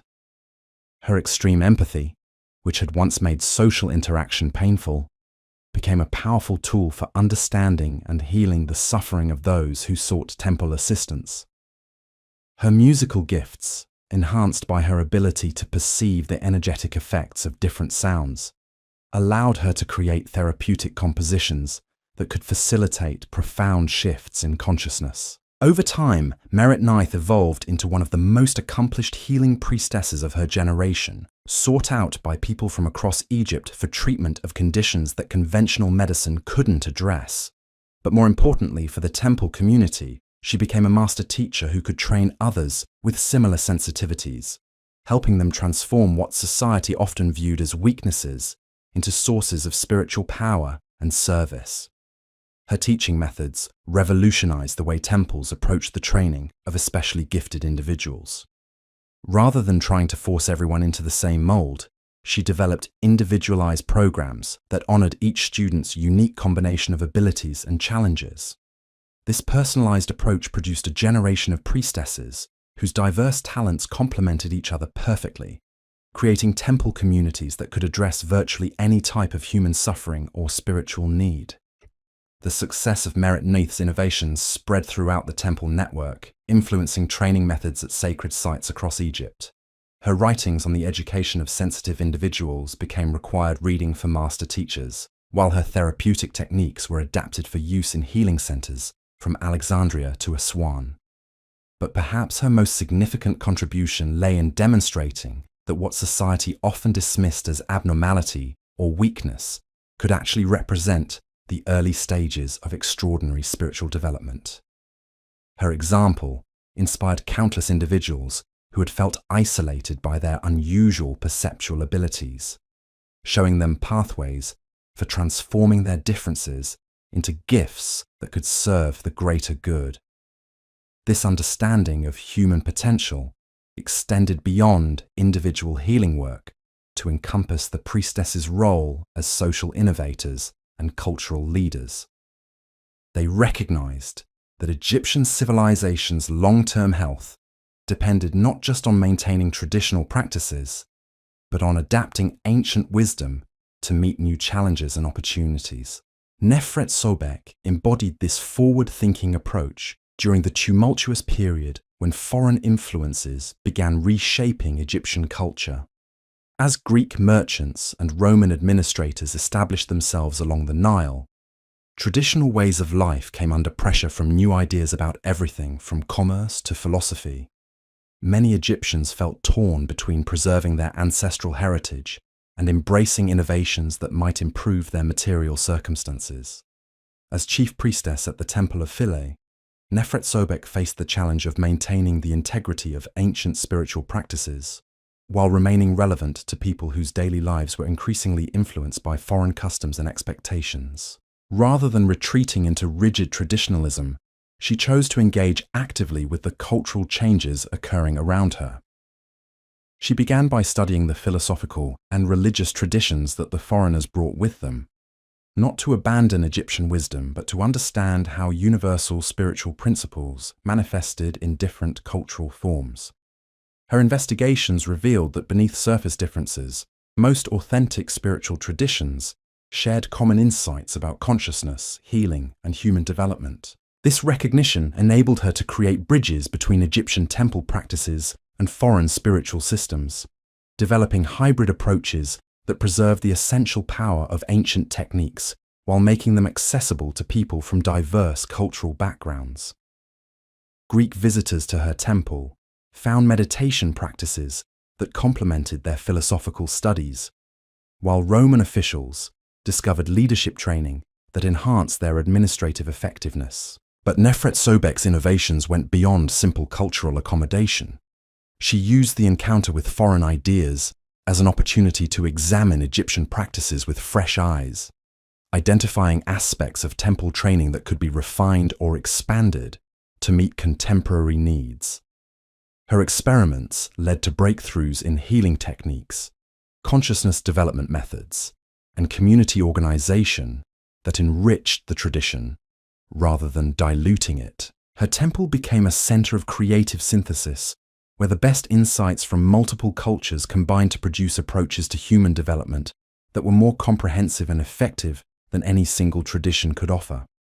Students came from throughout the Mediterranean world to participate in training programs that integrated Egyptian movement arts with Greek philosophical inquiry, Roman organizational skills, and wisdom traditions from even more distant lands.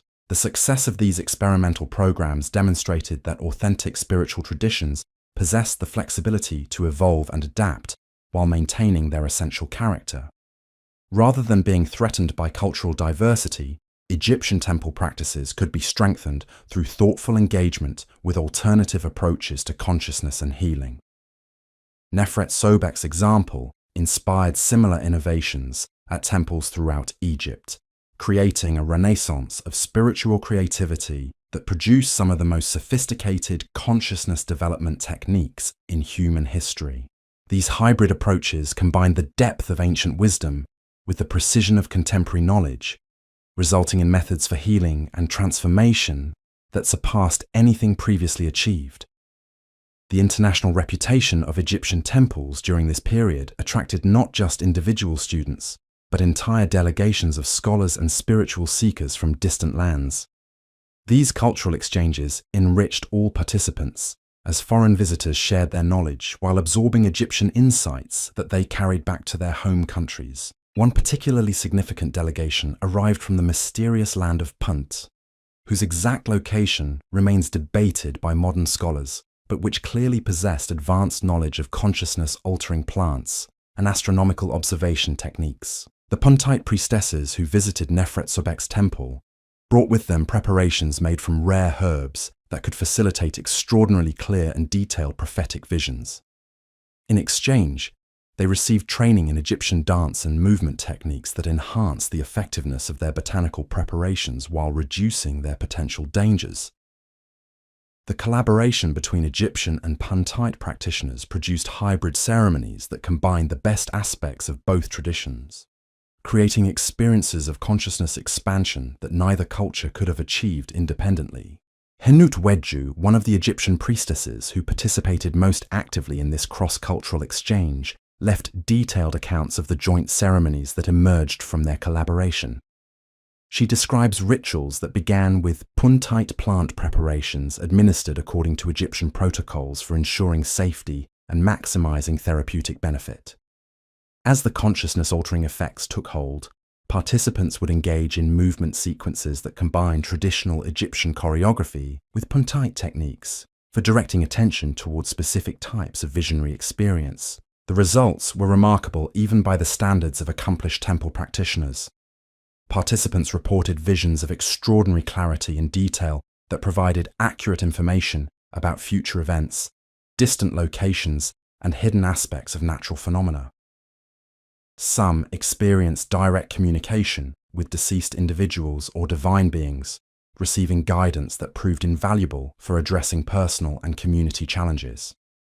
But perhaps most significantly, these hybrid ceremonies seem to produce lasting expansions of consciousness that enhanced participants' abilities long after the immediate effects of the plant preparations had worn off.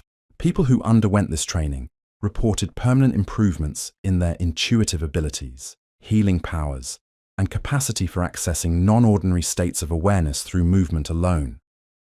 The knowledge gained through these intercultural experiments was carefully documented and preserved in temple archives, creating resources that influenced Egyptian spiritual practices for centuries.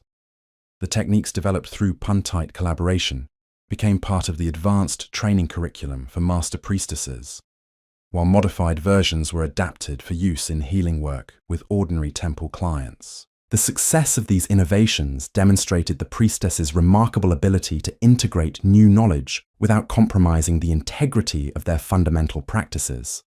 They understood that authentic spiritual traditions grew stronger through intelligent adaptation rather than rigid adherence to fixed forms, a wisdom that enabled Egyptian temple culture to flourish even as the political and social landscape around it underwent dramatic transformations. This flexibility proved essential as Egypt entered the Ptolemaic period, when Greek rulers established new administrative systems and cultural norms that challenged traditional Egyptian ways of life.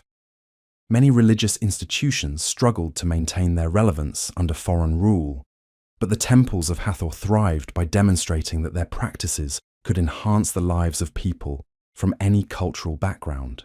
Cleopatra Tryphena, one of the Ptolemaic queens who became a devoted student of Egyptian spiritual practices, provides fascinating insights into how the temple traditions adapted to serve foreign rulers while maintaining their essential character.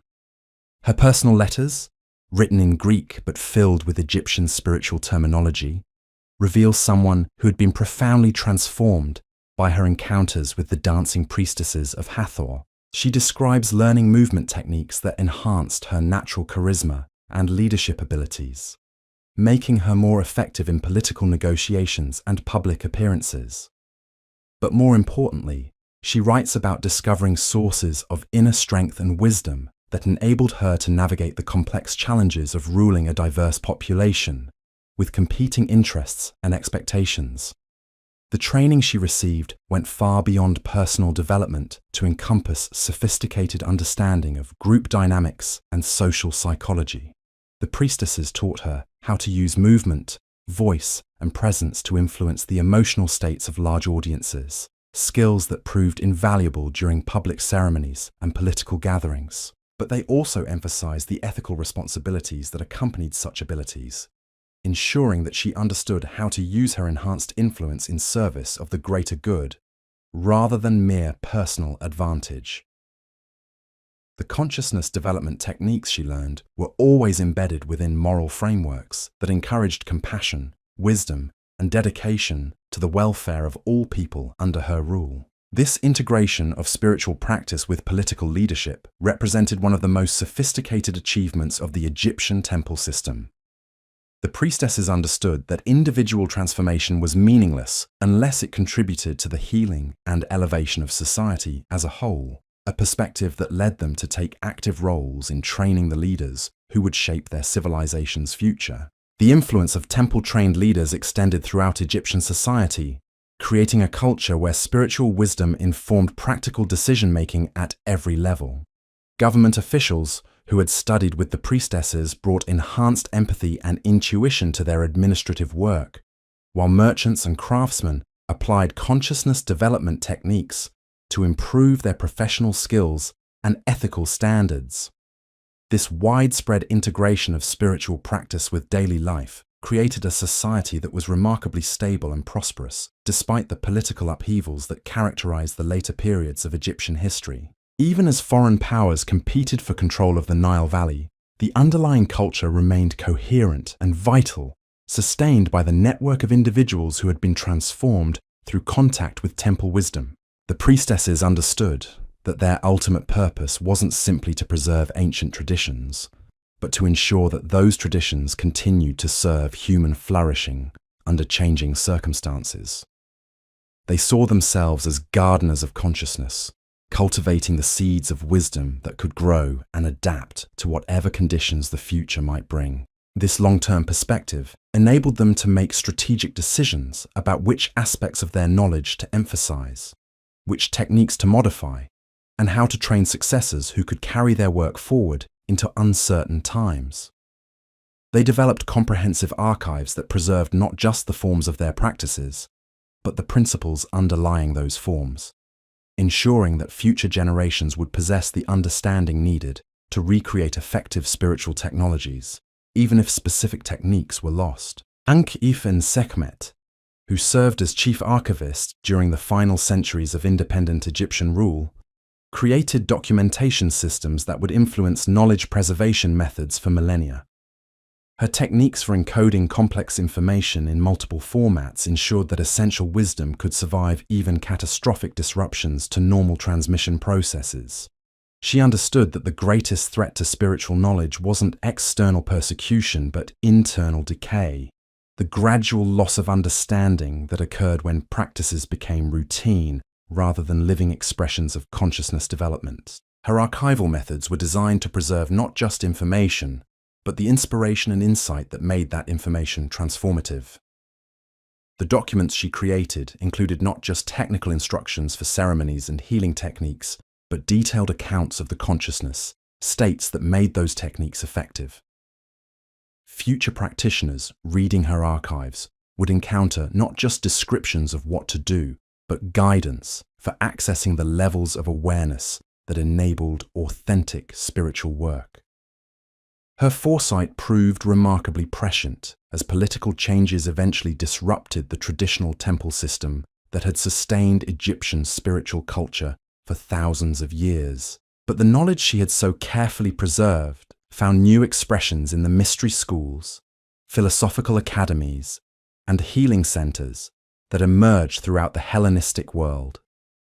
The dancing priestesses of Hathor had planted seeds of wisdom that would continue germinating long after their original institutional forms had vanished, demonstrating the ultimate success of their approach to consciousness development and cultural preservation.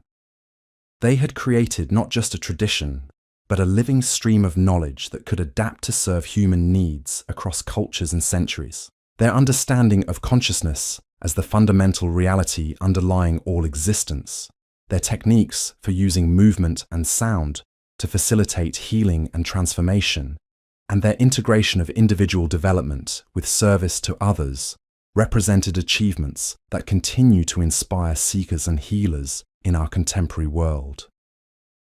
The temple complexes where they once danced may now lie in ruins, but the principles they embodied remain as relevant today as they were in the time of the pharaohs. Their example offers hope that human beings can transcend the limitations of ordinary consciousness, that physical pleasure and spiritual wisdom can be integrated rather than opposed, and that individual transformation can contribute to the healing and elevation of our entire species. As we face the challenges of our own era, the dancing priestesses of Hathor remind us that true wisdom emerges not from avoiding the complexities of human existence, but from embracing them with courage, compassion, and an unshakable faith in the transformative power of consciousness itself. Their legacy lives on in every movement that honors the sacred, every healing that restores wholeness, and every moment when human beings remember their divine potential. The sacred chambers where Nefret Kayemwaset conducted her most advanced healing work contained innovations that pushed the boundaries of what even experienced priestesses considered possible. Unlike the communal ceremonies that drew crowds of participants, these intimate sessions involved techniques so subtle and powerful that they required years of preparation to master safely. Her specialty involved working with individuals who suffered from what she called soul fragmentation, conditions where traumatic experiences had caused essential aspects of personality to become separated from conscious awareness. These weren't simple cases of forgotten memories, but profound splits in the psyche that left people feeling incomplete, unable to access important parts of themselves even when their external circumstances seemed favorable. The healing process began with elaborate diagnostic procedures that could take weeks to complete. Nefret Kayemwaset would observe her clients in various states of consciousness, studying how they moved, breathed, and responded to different types of stimuli. She could detect the energetic signatures of missing soul fragments by noting subtle disruptions in their natural rhythms and flow patterns. Once she had identified the nature and location of the fragmented aspects, she would design individualized movement sequences intended to call those separated parts back into conscious integration. These weren't generic dances, but precisely crafted choreographies that told the story of each person's unique journey through trauma toward healing and wholeness. Amenhotep Sanaith, a young scribe whose case provides our most detailed example of this work, had lost the capacity for joy following a childhood experience so traumatic that he could no longer remember its specific details. He functioned adequately in his professional duties, but lived in a state of emotional numbness that made life feel meaningless and hollow. Nefret Kayemwaset's diagnosis revealed that his capacity for spontaneous happiness had become separated from his conscious personality and was existing as an autonomous fragment in what she called the shadow realm, a dimension of consciousness where disowned aspects of the psyche continued to exist independently. The healing process would require creating conditions where this fragment could safely return and reintegrate with his primary personality. The work began with movements designed to strengthen Amenhotep Sanaith's core identity while creating space for the missing aspects to return. These preparatory dances helped him develop the psychological stability needed to handle the intense emotions that would emerge when the fragmented parts of himself began coming back online. As his capacity to contain difficult feelings increased, Nefret Kayemwaset introduced more complex choreographies that specifically called to his exiled capacity for joy. These weren't celebrations, itations, movements, or expressions of happiness, but invi that created energetic pathways through which the separated aspects could find their way home. The breakthrough came during the 7th month of treatment, when Amenhotep Sanaith spontaneously began weeping during what should have been a routine movement session. But these weren't tears of sadness, they were expressions of overwhelming relief as he felt essential parts of himself returning after years of absence. The integration process continued for several more months, as he learned to incorporate his restored emotional range into daily life, without becoming overwhelmed by feelings he had forgotten how to handle. Set guide, Nefret Kayemwad him through this delicate transition with techniques that gradually expanded his comfort zone while maintaining the stability needed for normal functioning. When the treatment was finally complete, Amenhotep Sanaith had been transformed into resembled the Emot, someone who barely deadened man who had first sought help. His colleagues noticed that his writing had become more creative and expressive, while his friends remarked on a warmth and vitality that seemed to radiate from his presence. But perhaps most significantly, he had developed the ability to help others who suffered from similar conditions. His direct experience of soul retrieval work had given him insights that complemented Nefret Kayemwaset's technical knowledge, leading to innovations in treatment methods that proved beneficial for many subsequent clients. These advanced healing techniques represented the pinnacle of what individual priestesses could accomplish, but they were part of a larger system that recognized consciousness development as a lifelong journey, requiring community support and guidance. The temples provided not just crisis intervention, but ongoing education and spiritual direction that helped people continue growing throughout their entire lives. The educational programs developed for advanced students covered subjects that wouldn't be recognized in formal academic curricula until modern times. These included detailed study of what we might now call transpersonal psychology, sophisticated understanding of group dynamics and social healing, and practical training in consciousness technologies that could facilitate profound personal transformation. Students learned to recognize the signs that indicated when someone was ready for deeper initiation, how to design experiences that would catalyze breakthrough without creating breakdown, and how to provide support during the integration phases that followed intense spiritual experiences. They studied the relationship between individual healing and social change, understanding how personal transformation could ripple outward to influence entire communities. But perhaps most importantly, they learned to embody the principles they taught, becoming living demonstrations of what human consciousness could achieve when properly developed and directed. Their very presence became therapeutic, their movements prayers in motion, their lives testament to the transformative power of spiritual practice integrated with compassionate service. The training required to reach this level of mastery was demanding beyond anything we might associate with religious education today.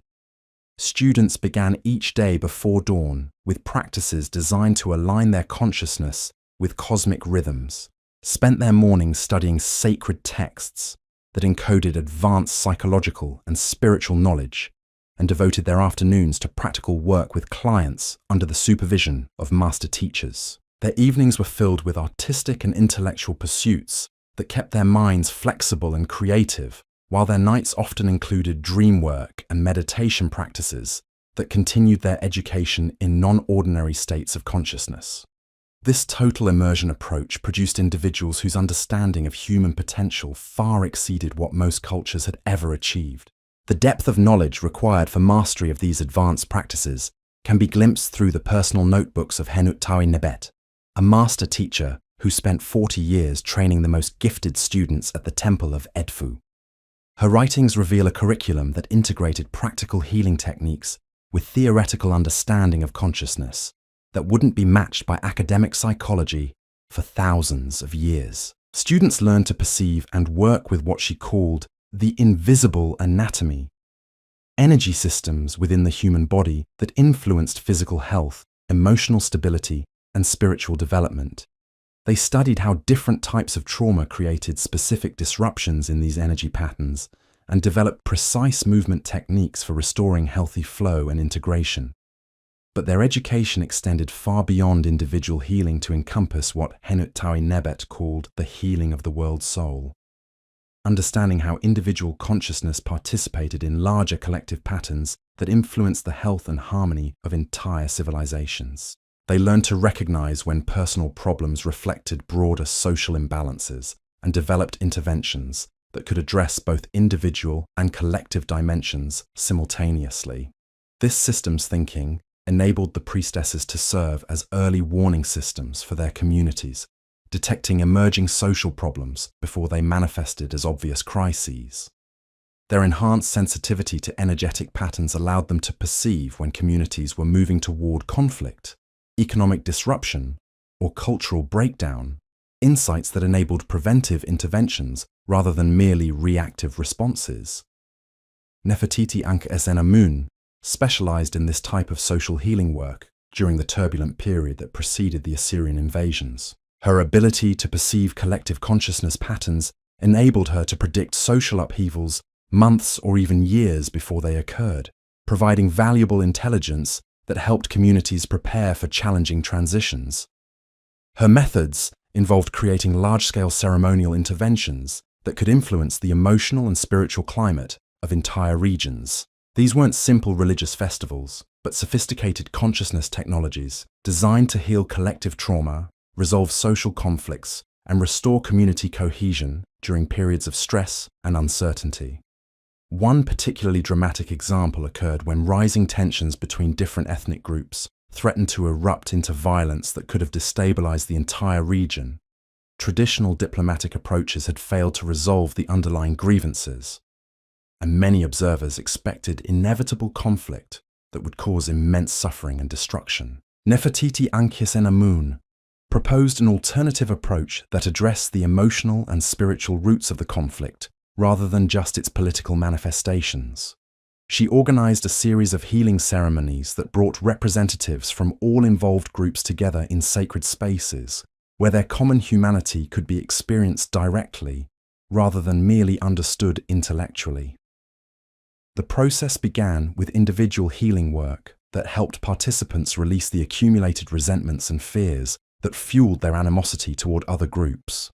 As personal wounds were addressed, space opened for genuine communication and understanding to emerge between former enemies. The climax came during a 7-day festival that combined elements from all the involved cultural traditions, creating a shared experience of beauty and transcendence that reminded participants of their fundamental interconnection despite surface differences. The ceremonies culminated in collaborative dances, where former adversaries moved together in patterns that symbolized their willingness to create harmony rather than perpetuate division. The results exceeded even Nefertiti Ankhesenamun's expectations. Not only were the immediate tensions resolved, but the participating communities developed ongoing relationships based on mutual respect and cooperation that lasted for generations.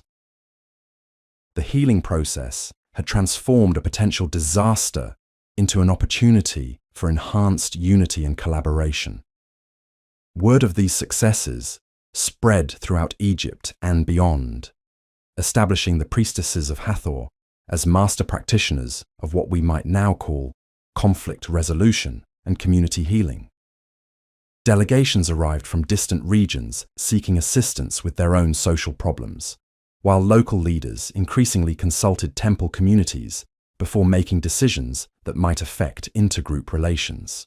This expansion of their influence brought new responsibilities and challenges that required further innovations in their methods and training. The priestesses needed to develop approaches that could work across cultural boundaries while remaining true to their fundamental principles of consciousness development and spiritual service.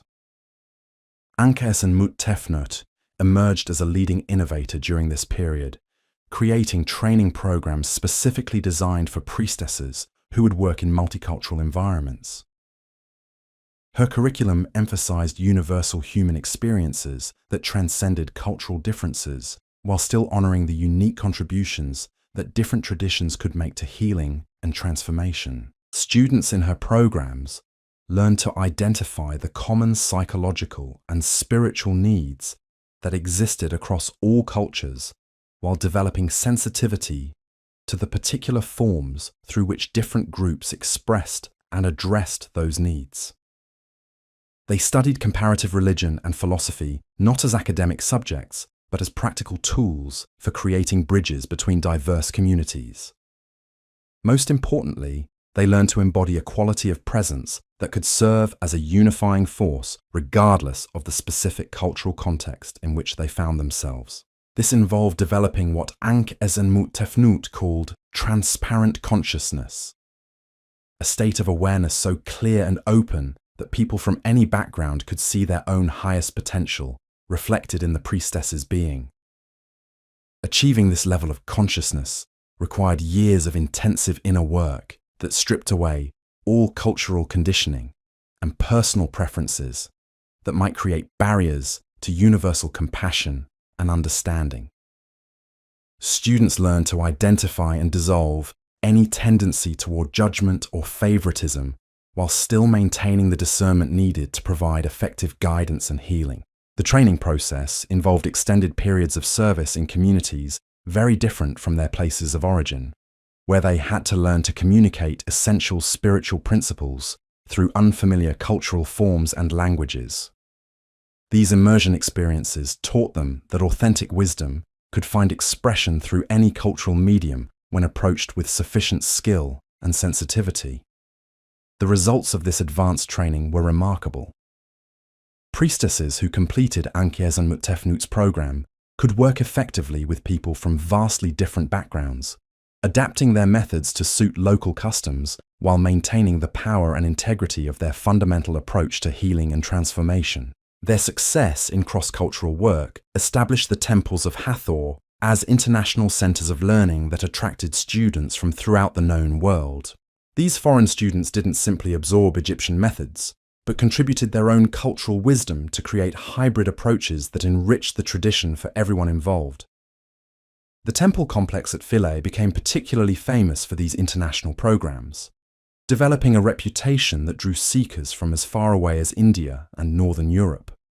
The diversity of perspectives and techniques available there created an extraordinarily rich environment for consciousness exploration and spiritual development. Students could study traditional Egyptian dance therapy alongside Indian breathing techniques, Roman organizational methods, Greek philosophical inquiry, and mystical practices from cultures whose names have been lost to history. This synthesis of approaches produced some of the most accomplished spiritual practitioners and healers in human history. But the priestesses were careful to ensure that this diversity enhanced rather than diluted the essential power of their work. They developed sophisticated methods for evaluating which foreign techniques were compatible with Egyptian principles and which adaptations could be made without compromising the integrity of consciousness development practices. The criteria they used focused on results rather than cultural preferences, testing whether new approaches actually facilitated the healing and transformation they were designed to produce. Techniques that proved effective were refined and integrated into the standard curriculum, while those that failed to produce consistent benefits were discarded regardless of their theoretical appeal. This empirical approach to spiritual practice was revolutionary for its time and remains remarkable even by contemporary standards.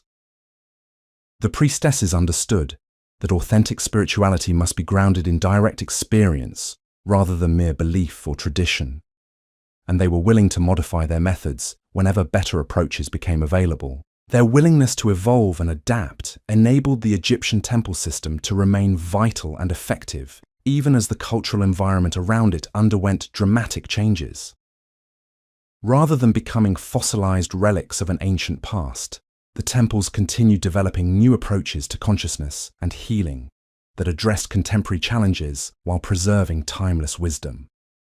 The documentation systems that preserve this ongoing evolution provide extraordinary insights into how authentic spiritual traditions maintain their relevance across historical periods. The priestesses understood that true preservation required continuous renewal, keeping essential principles alive through constant creative application rather than rigid adherence to fixed forms. This dynamic approach to tradition created a legacy that extended far beyond the specific institutional structures that originally supported it. When political changes eventually disrupted the traditional temple system, the knowledge and methods that had been developed found new expressions in mystery schools, therapeutic communities, and consciousness development programs throughout the ancient world. The influence of Egyptian temple practices can be traced through Greek philosophy, Roman healing centers, early Christian mysticism, and numerous other spiritual traditions that emerged in the centuries following Egypt's incorporation into foreign empires. The dancing priestesses of Hathor had created approaches to consciousness development that were too valuable to be lost, ensuring their survival through multiple cultural transformations. Modern researchers studying ancient consciousness technologies continue to discover techniques developed by these remarkable women, finding practical methods for facilitating healing and transformation that remain effective despite the passage of millennia. Their understanding of how movement, sound, and group dynamics could be used to access expanded states of awareness represents a sophisticated body of knowledge that contemporary science is only beginning to appreciate. But perhaps their greatest achievement lay in demonstrating that human consciousness possessed potentials that most cultures had never imagined possible.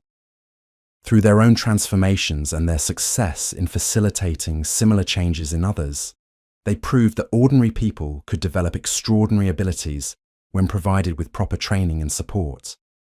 Their temples were laboratories for human potential, where the boundaries between the possible and impossible were constantly being redefined through direct experience and practical application. They showed that healing could be instantaneous, that consciousness could transcend the limitations of individual identity, and that physical existence could serve as a vehicle for spiritual realization rather than an obstacle to it. The sacred marriage ceremonies that represented some of their most profound work demonstrated how human sexuality could be transformed from mere physical pleasure into a pathway for experiencing divine consciousness.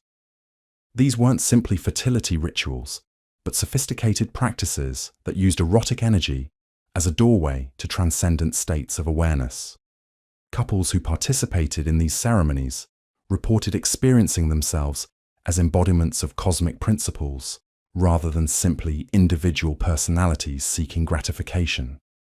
The physical union became a means for accessing universal patterns of creation and dissolution that governed all existence, transforming intimate relationship into spiritual practice of the highest order. But these advanced practices were always embedded within ethical frameworks that ensured they served the participants' highest development rather than merely satisfying personal desires. The priestesses understood that powerful techniques could be either liberating or destructive depending on the consciousness and intentions of those who employed them. The screening processes that determined who could participate in sacred marriage ceremonies were extraordinarily thorough, evaluating not just the couple's emotional maturity and spiritual development, but their capacity to handle the intense experiences that authentic tantric practice could produce. Only those who demonstrated genuine commitment to consciousness development and mutual service were permitted to engage in these powerful transformational processes. The preparation required could take months or even years, during which couples learned to see their relationship as a vehicle for spiritual growth rather than merely personal fulfillment. They studied the psychological and energetic dynamics that influenced intimate partnership while developing communication skills that enabled them to navigate the challenges that arose during intensive spiritual work together. Most importantly, they learned to approach their sexuality as a sacred gift that could facilitate profound healing and awakening when treated with proper reverence and understanding. This perspective transformed physical intimacy from something that might distract from spiritual development into one of its most powerful catalysts. The ceremonies themselves took place in specially prepared sacred spaces, where every detail had been designed to support transcendent experience. The architecture, acoustics, lighting, and energetic qualities of these chambers had been refined over centuries to create environments that naturally facilitated expanded states of consciousness. Participants entered these spaces after extensive purification rituals that cleansed both body and consciousness while establishing the sacred intentions that would guide their experience. They were guided by master priestesses who understood exactly how to facilitate the delicate process of using erotic energy for spiritual realization. The actual ceremony involved a carefully orchestrated progression through different levels of consciousness and intimacy, with each stage designed to deepen the participants' connection to both each other and the divine forces that their union was invoking. The physical aspects of the ceremony were always embedded within larger spiritual contexts that gave meaning and direction to every gesture and sensation. Those who successfully completed these sacred marriage ceremonies reported transformations that influenced every aspect of their subsequent lives. Their capacity for love, both for each other and for all beings, was permanently expanded, while their understanding of the sacred dimensions of existence became direct and undeniable. But perhaps most remarkably, these couples often developed abilities that neither possessed individually, as though their union had created possibilities that transcended the sum of their separate potentials. They might gain enhanced intuitive abilities, healing powers, or creative gifts that emerged only when they were working together in harmony. These phenomena convinced the priestesses that human consciousness was far more fluid and interconnected than most people realized.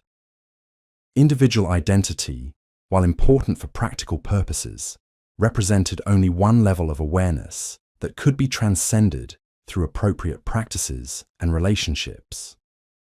The implications of this understanding extended far beyond intimate relationships to encompass all forms of human connection and collaboration. The priestesses developed group consciousness techniques that enabled communities to function as unified entities while still honoring the unique contributions of individual members. These collective consciousness practices were applied to everything from healing ceremonies that involved hundreds of participants to decision-making processes that could access wisdom beyond what any single person possessed. The results demonstrated that human beings were capable of forms of cooperation and intelligence that most cultures had never attempted to develop. The dancing priestesses of Hathor had discovered that consciousness was not confined within individual brains, but existed as a field that connected all living beings in patterns of extraordinary beauty and complexity. Their practices were designed to help people access this larger awareness while still maintaining the personal identity needed for effective functioning in the physical world. This understanding of consciousness as both individual and universal provided the foundation for all their healing work, educational programs, and social innovations. They knew that helping one person expand their awareness inevitably contributed to the evolution of consciousness in everyone they touched, creating ripple effects that could transform entire communities over time. Their legacy lived on in the most unexpected places, as knowledge that had once flourished in Egyptian temples found new expression through students who carried these teachings far beyond the Nile Valley. The transformation of consciousness that began with dancing priestesses would eventually touch civilizations across the ancient world, though often in forms so adapted to local customs that their Egyptian origins became nearly invisible. In the bustling port city of Rhodes, a former temple student named Alexia Neferre established what appeared to be a simple school for young women. To casual observers, she taught music, dance, and the domestic arts that wealthy families expected their daughters to master. But those who looked more carefully would have noticed something extraordinary in the way her students moved, the quality of presence they developed, and the remarkable healing abilities that seemed to emerge naturally from their education. Alexia Neferret had spent 7 years at the Temple of Dendera, where she had mastered not just the external forms of sacred dance, but the consciousness principles that made those movements spiritually effective. When political changes made it necessary for her to leave Egypt, she faced the challenge of preserving and transmitting this knowledge in a cultural environment that had no framework for understanding what she had learned. Her solution was brilliantly simple. Rather than attempting to recreate Egyptian temple practices in their original form, she embedded the essential principles within activities that Greek society already accepted and valued. Her students learned traditional Greek dances, but these were taught with breathing techniques and awareness practices that gradually developed their sensitivity to subtle energy phenomena. Music lessons became opportunities to explore how different sounds affected consciousness and emotional states. Students discovered that they could use their voices not just for entertainment, but for healing themselves and others, though this application was presented as a natural extension of proper vocal training, rather than as exotic spiritual practice. Even seemingly mundane subjects like household management became vehicles for consciousness development. Alexia Neferret taught her students to approach cooking, cleaning, and organizing as forms of meditation that could cultivate mindfulness and presence. They learned that any activity performed with proper attention could become a spiritual practice that enhanced their awareness and effectiveness. The results spoke for themselves. Alexia Neferret's students were renowned throughout Rhodes for their poise, intelligence, and remarkable ability to create harmony wherever they went. They made exceptional wives and mothers, but they also served as informal counselors and healers within their communities, applying skills they had learned through their seemingly conventional education. Young women who had studied with Alexia Neferret seemed to possess an almost magical ability to diffuse conflicts, comfort the grieving, and inspire others to discover their best qualities. They could enter a room filled with tension and somehow transform the atmosphere simply through their presence and subtle interventions that others barely noticed. But perhaps most remarkably, they passed these abilities on to their own children and communities without ever explicitly describing them as spiritual practices. The consciousness development techniques that had originated in Egyptian temples became part of the cultural fabric of Rhodes, influencing generations of families who never knew the exotic origins of their enhanced wisdom and effectiveness. This pattern repeated itself throughout the ancient world, as former temple students established new lives in distant lands.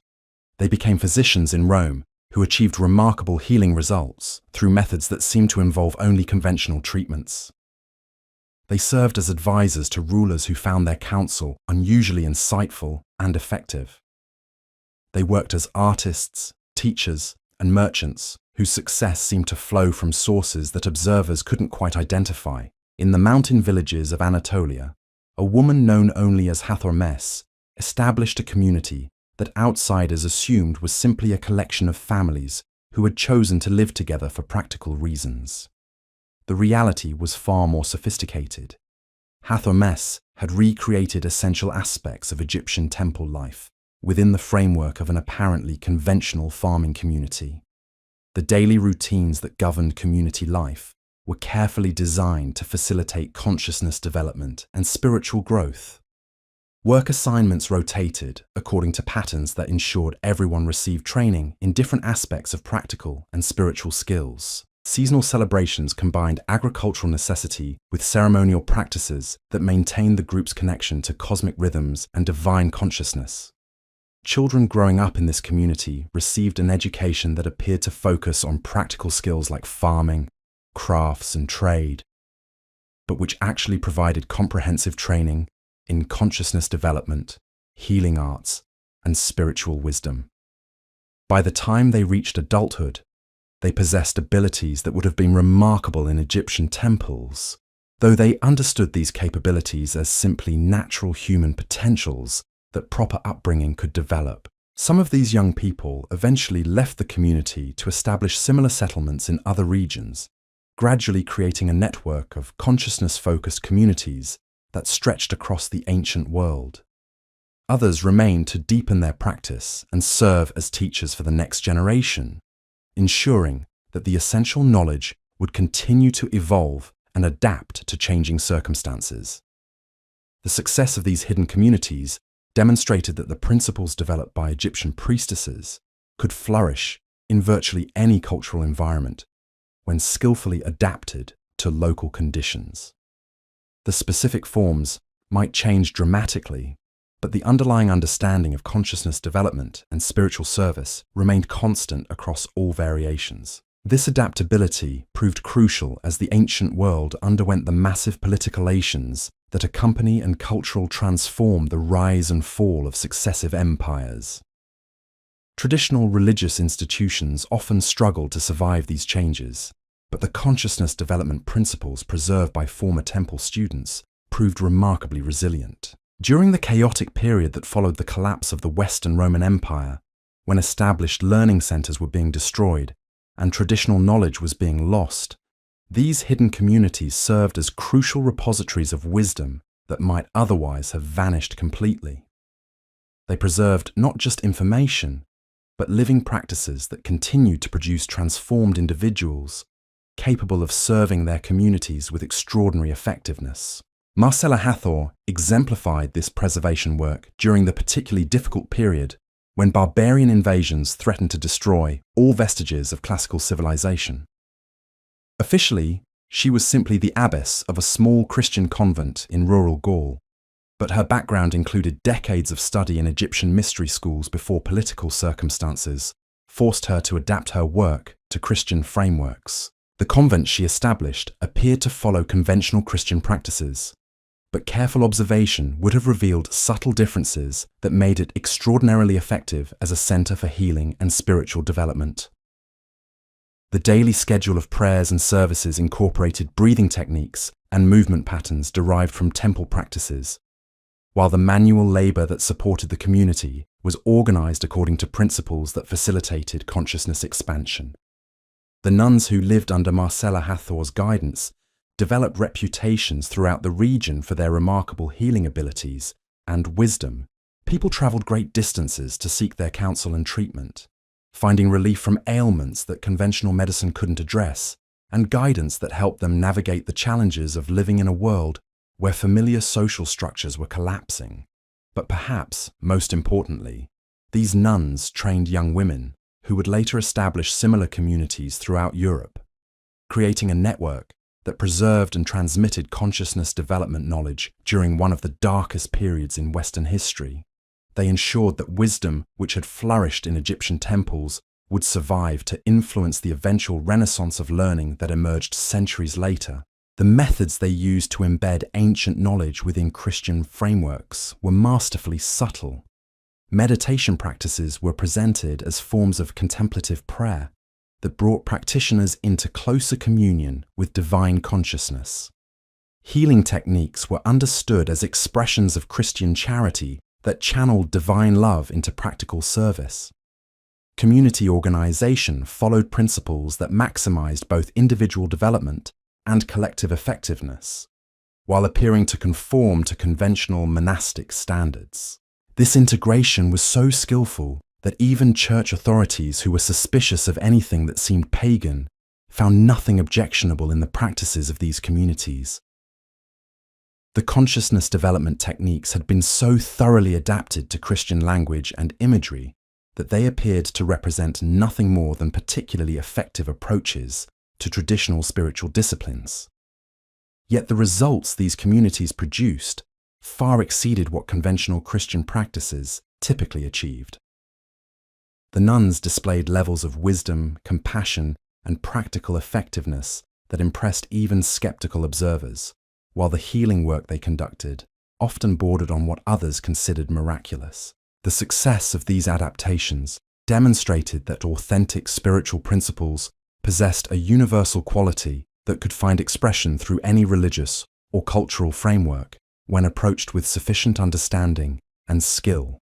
The essence of consciousness development transcended the specific symbols and concepts through which it was transmitted, allowing the same fundamental insights to serve human flourishing, regardless of their cultural packaging. This recognition led to even more sophisticated approaches to preserving and transmitting spiritual knowledge across cultural boundaries. Advanced practitioners learned to identify the essential principles underlying different wisdom traditions, discovering common ground that made it possible to create hybrid approaches that drew from multiple sources while remaining coherent and effective. During the Islamic expansion period, when Muslim scholars were actively seeking knowledge from all available sources, former students of Egyptian temples found opportunities to contribute their understanding to the development of Islamic mysticism and healing arts. The Sufi traditions that emerged from this synthesis combined Islamic theology with consciousness, trace development techniques that could back to ancient Egyptian practices. Fatima al-Misraya, whose name literally meant Fatima the Egyptian, played a crucial role in this transmission process. Born into a Coptic Christian family that had secretly preserved Egyptian temple knowledge for generations, she converted to Islam as a young woman, but had brought with her a deep understanding of consciousness development principles that enriched her new religious practice. Her approach to Islamic mysticism incorporated movement practices that bore striking resemblances to ancient temple dances, though they were now understood as expressions of devotion to Allah-ications of Egyptian rather than envy deities. The breathing techniques and meditation methods she taught her students facilitated direct experience of divine consciousness that transformed their understanding of Islamic spirituality. The Sufi community that formed around her teachings became renowned throughout the Islamic world for the depth of their spiritual realization and their effectiveness as healers and counselors. They attracted students from across the Muslim empire, many of whom later established similar communities in their home regions, gradually creating a network that preserved and developed consciousness exploration techniques within Islamic frameworks. But Fatima al-Misriya's most significant contribution lay in demonstrating that the mystical core of different religious traditions was essentially identical, despite their different theological languages and ritual forms. Her students learned to recognize the same fundamental principles operating within Christianity, Judaism, Zoroastrianism, and other traditions they encountered, enabling them to serve as bridges between communities that might otherwise have remained isolated from each other. This interfaith understanding proved invaluable during periods of religious conflict, when communities that followed different traditions found themselves in competition or outright warfare. Fatima al-Misriya's students often served as mediators who could help opposing groups recognize their common spiritual ground while respecting their different cultural expressions.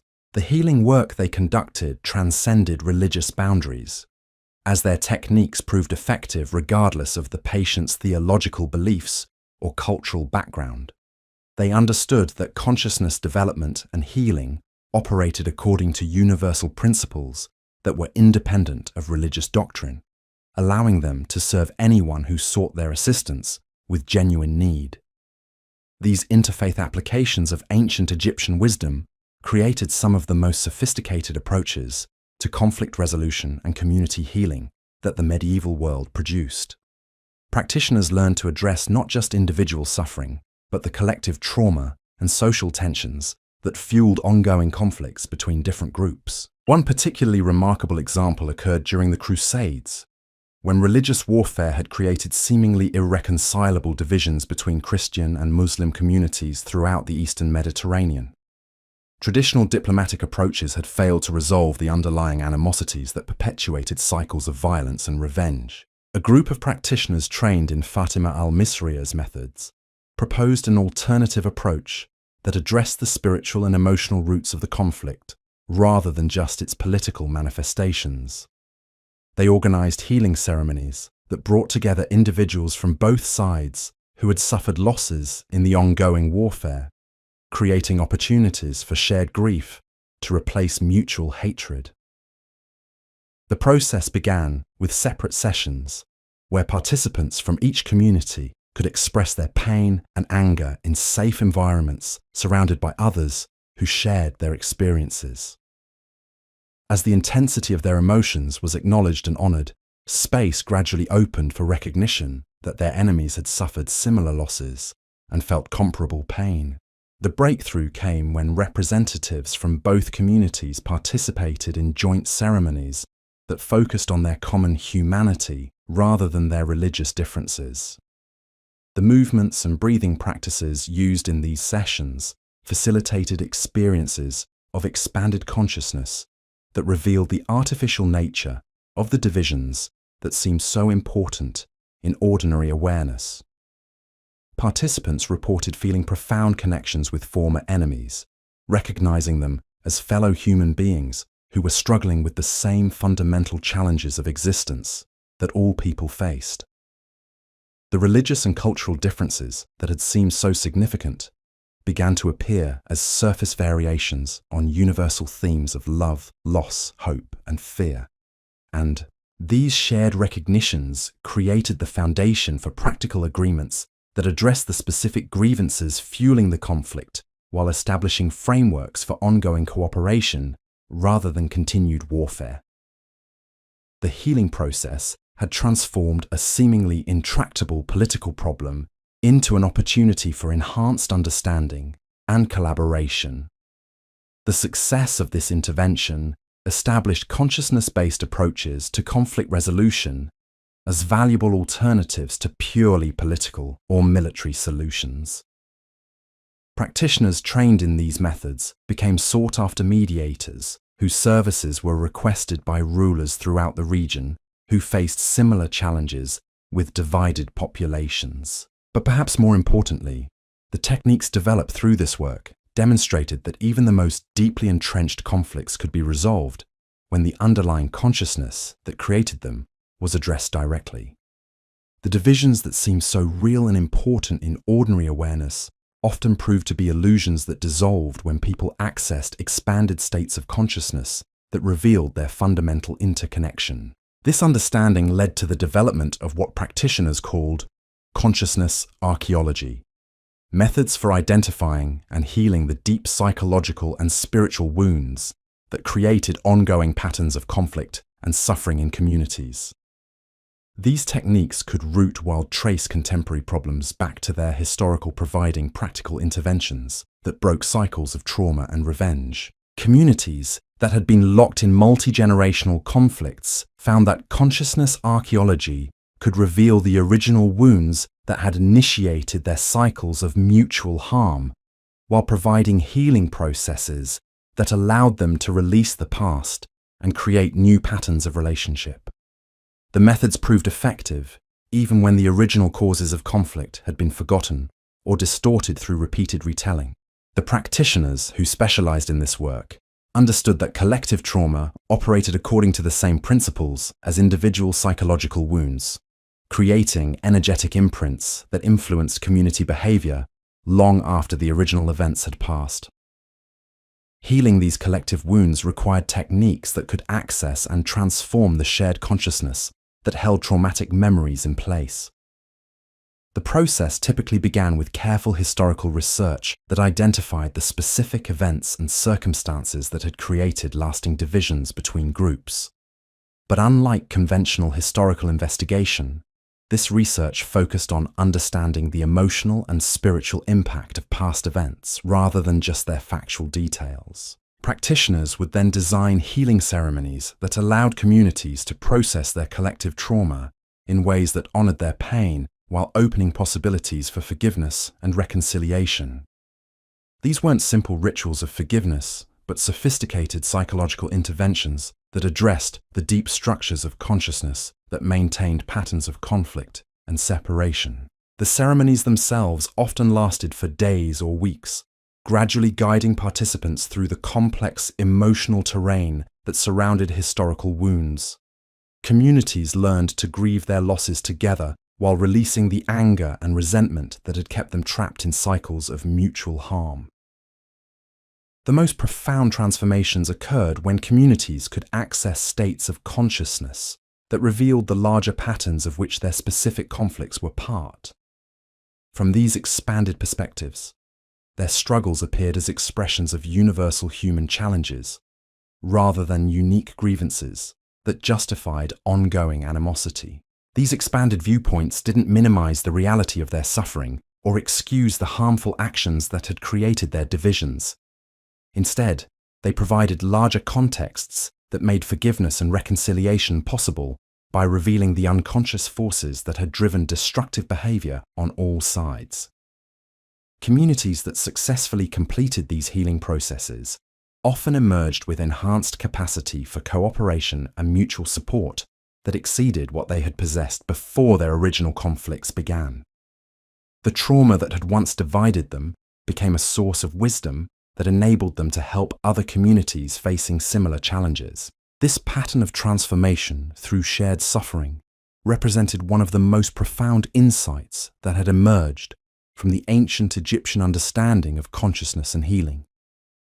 The priestesses had recognized that pain and difficulty, when properly understood and processed, could become catalysts for spiritual development that produced greater wisdom and compassion than would have been possible without the original challenges. This recognition led them to develop what they called sacred suffering practices, methods for working with unavoidable difficulties in ways that transform them into opportunities for consciousness expansion and service to others.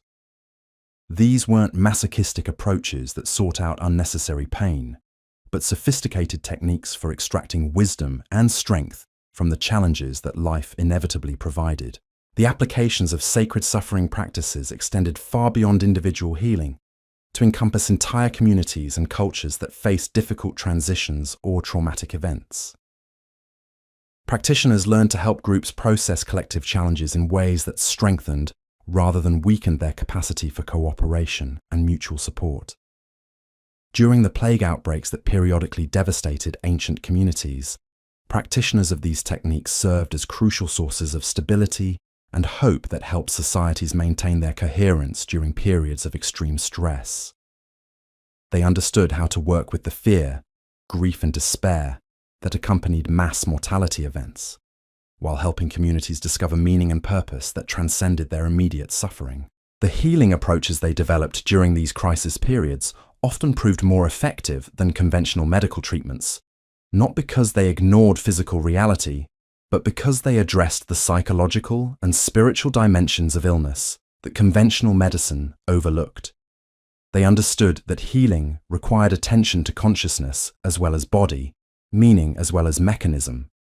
Their success in treating plague victims established them as valued members of medical teams throughout the ancient world, where their contributions complemented rather than competed with conventional treatments. They specialized in addressing the despair and terror that often proved more deadly than the physical symptoms of disease, helping patients maintain the will to live while supporting their body's natural healing processes. So there you have it. The dancing priestesses of Hathor weren't just ancient entertainers or religious functionaries. They were revolutionary healers who understood that the human body, mind and spirit formed an integrated whole that could be transformed through movement, sound and sacred intention. From Kentikar's dawn ritual at Dendra to Nefret Kemwaset's soul retrieval work, from the festival of drunkenness to the secret eclipse ceremonies, these remarkable women developed consciousness technologies that modern science is only beginning to rediscover. Their legacy lives on not just in the ruins of their temples, but in every healing practice that honors the sacred connection between pleasure and transcendence, between individual transformation and collective renewal. The next time you feel the urge to move your body to music or find healing through dance, remember that you're touching something ancient and profound that the priestesses of Hathor knew 3,000 years ago.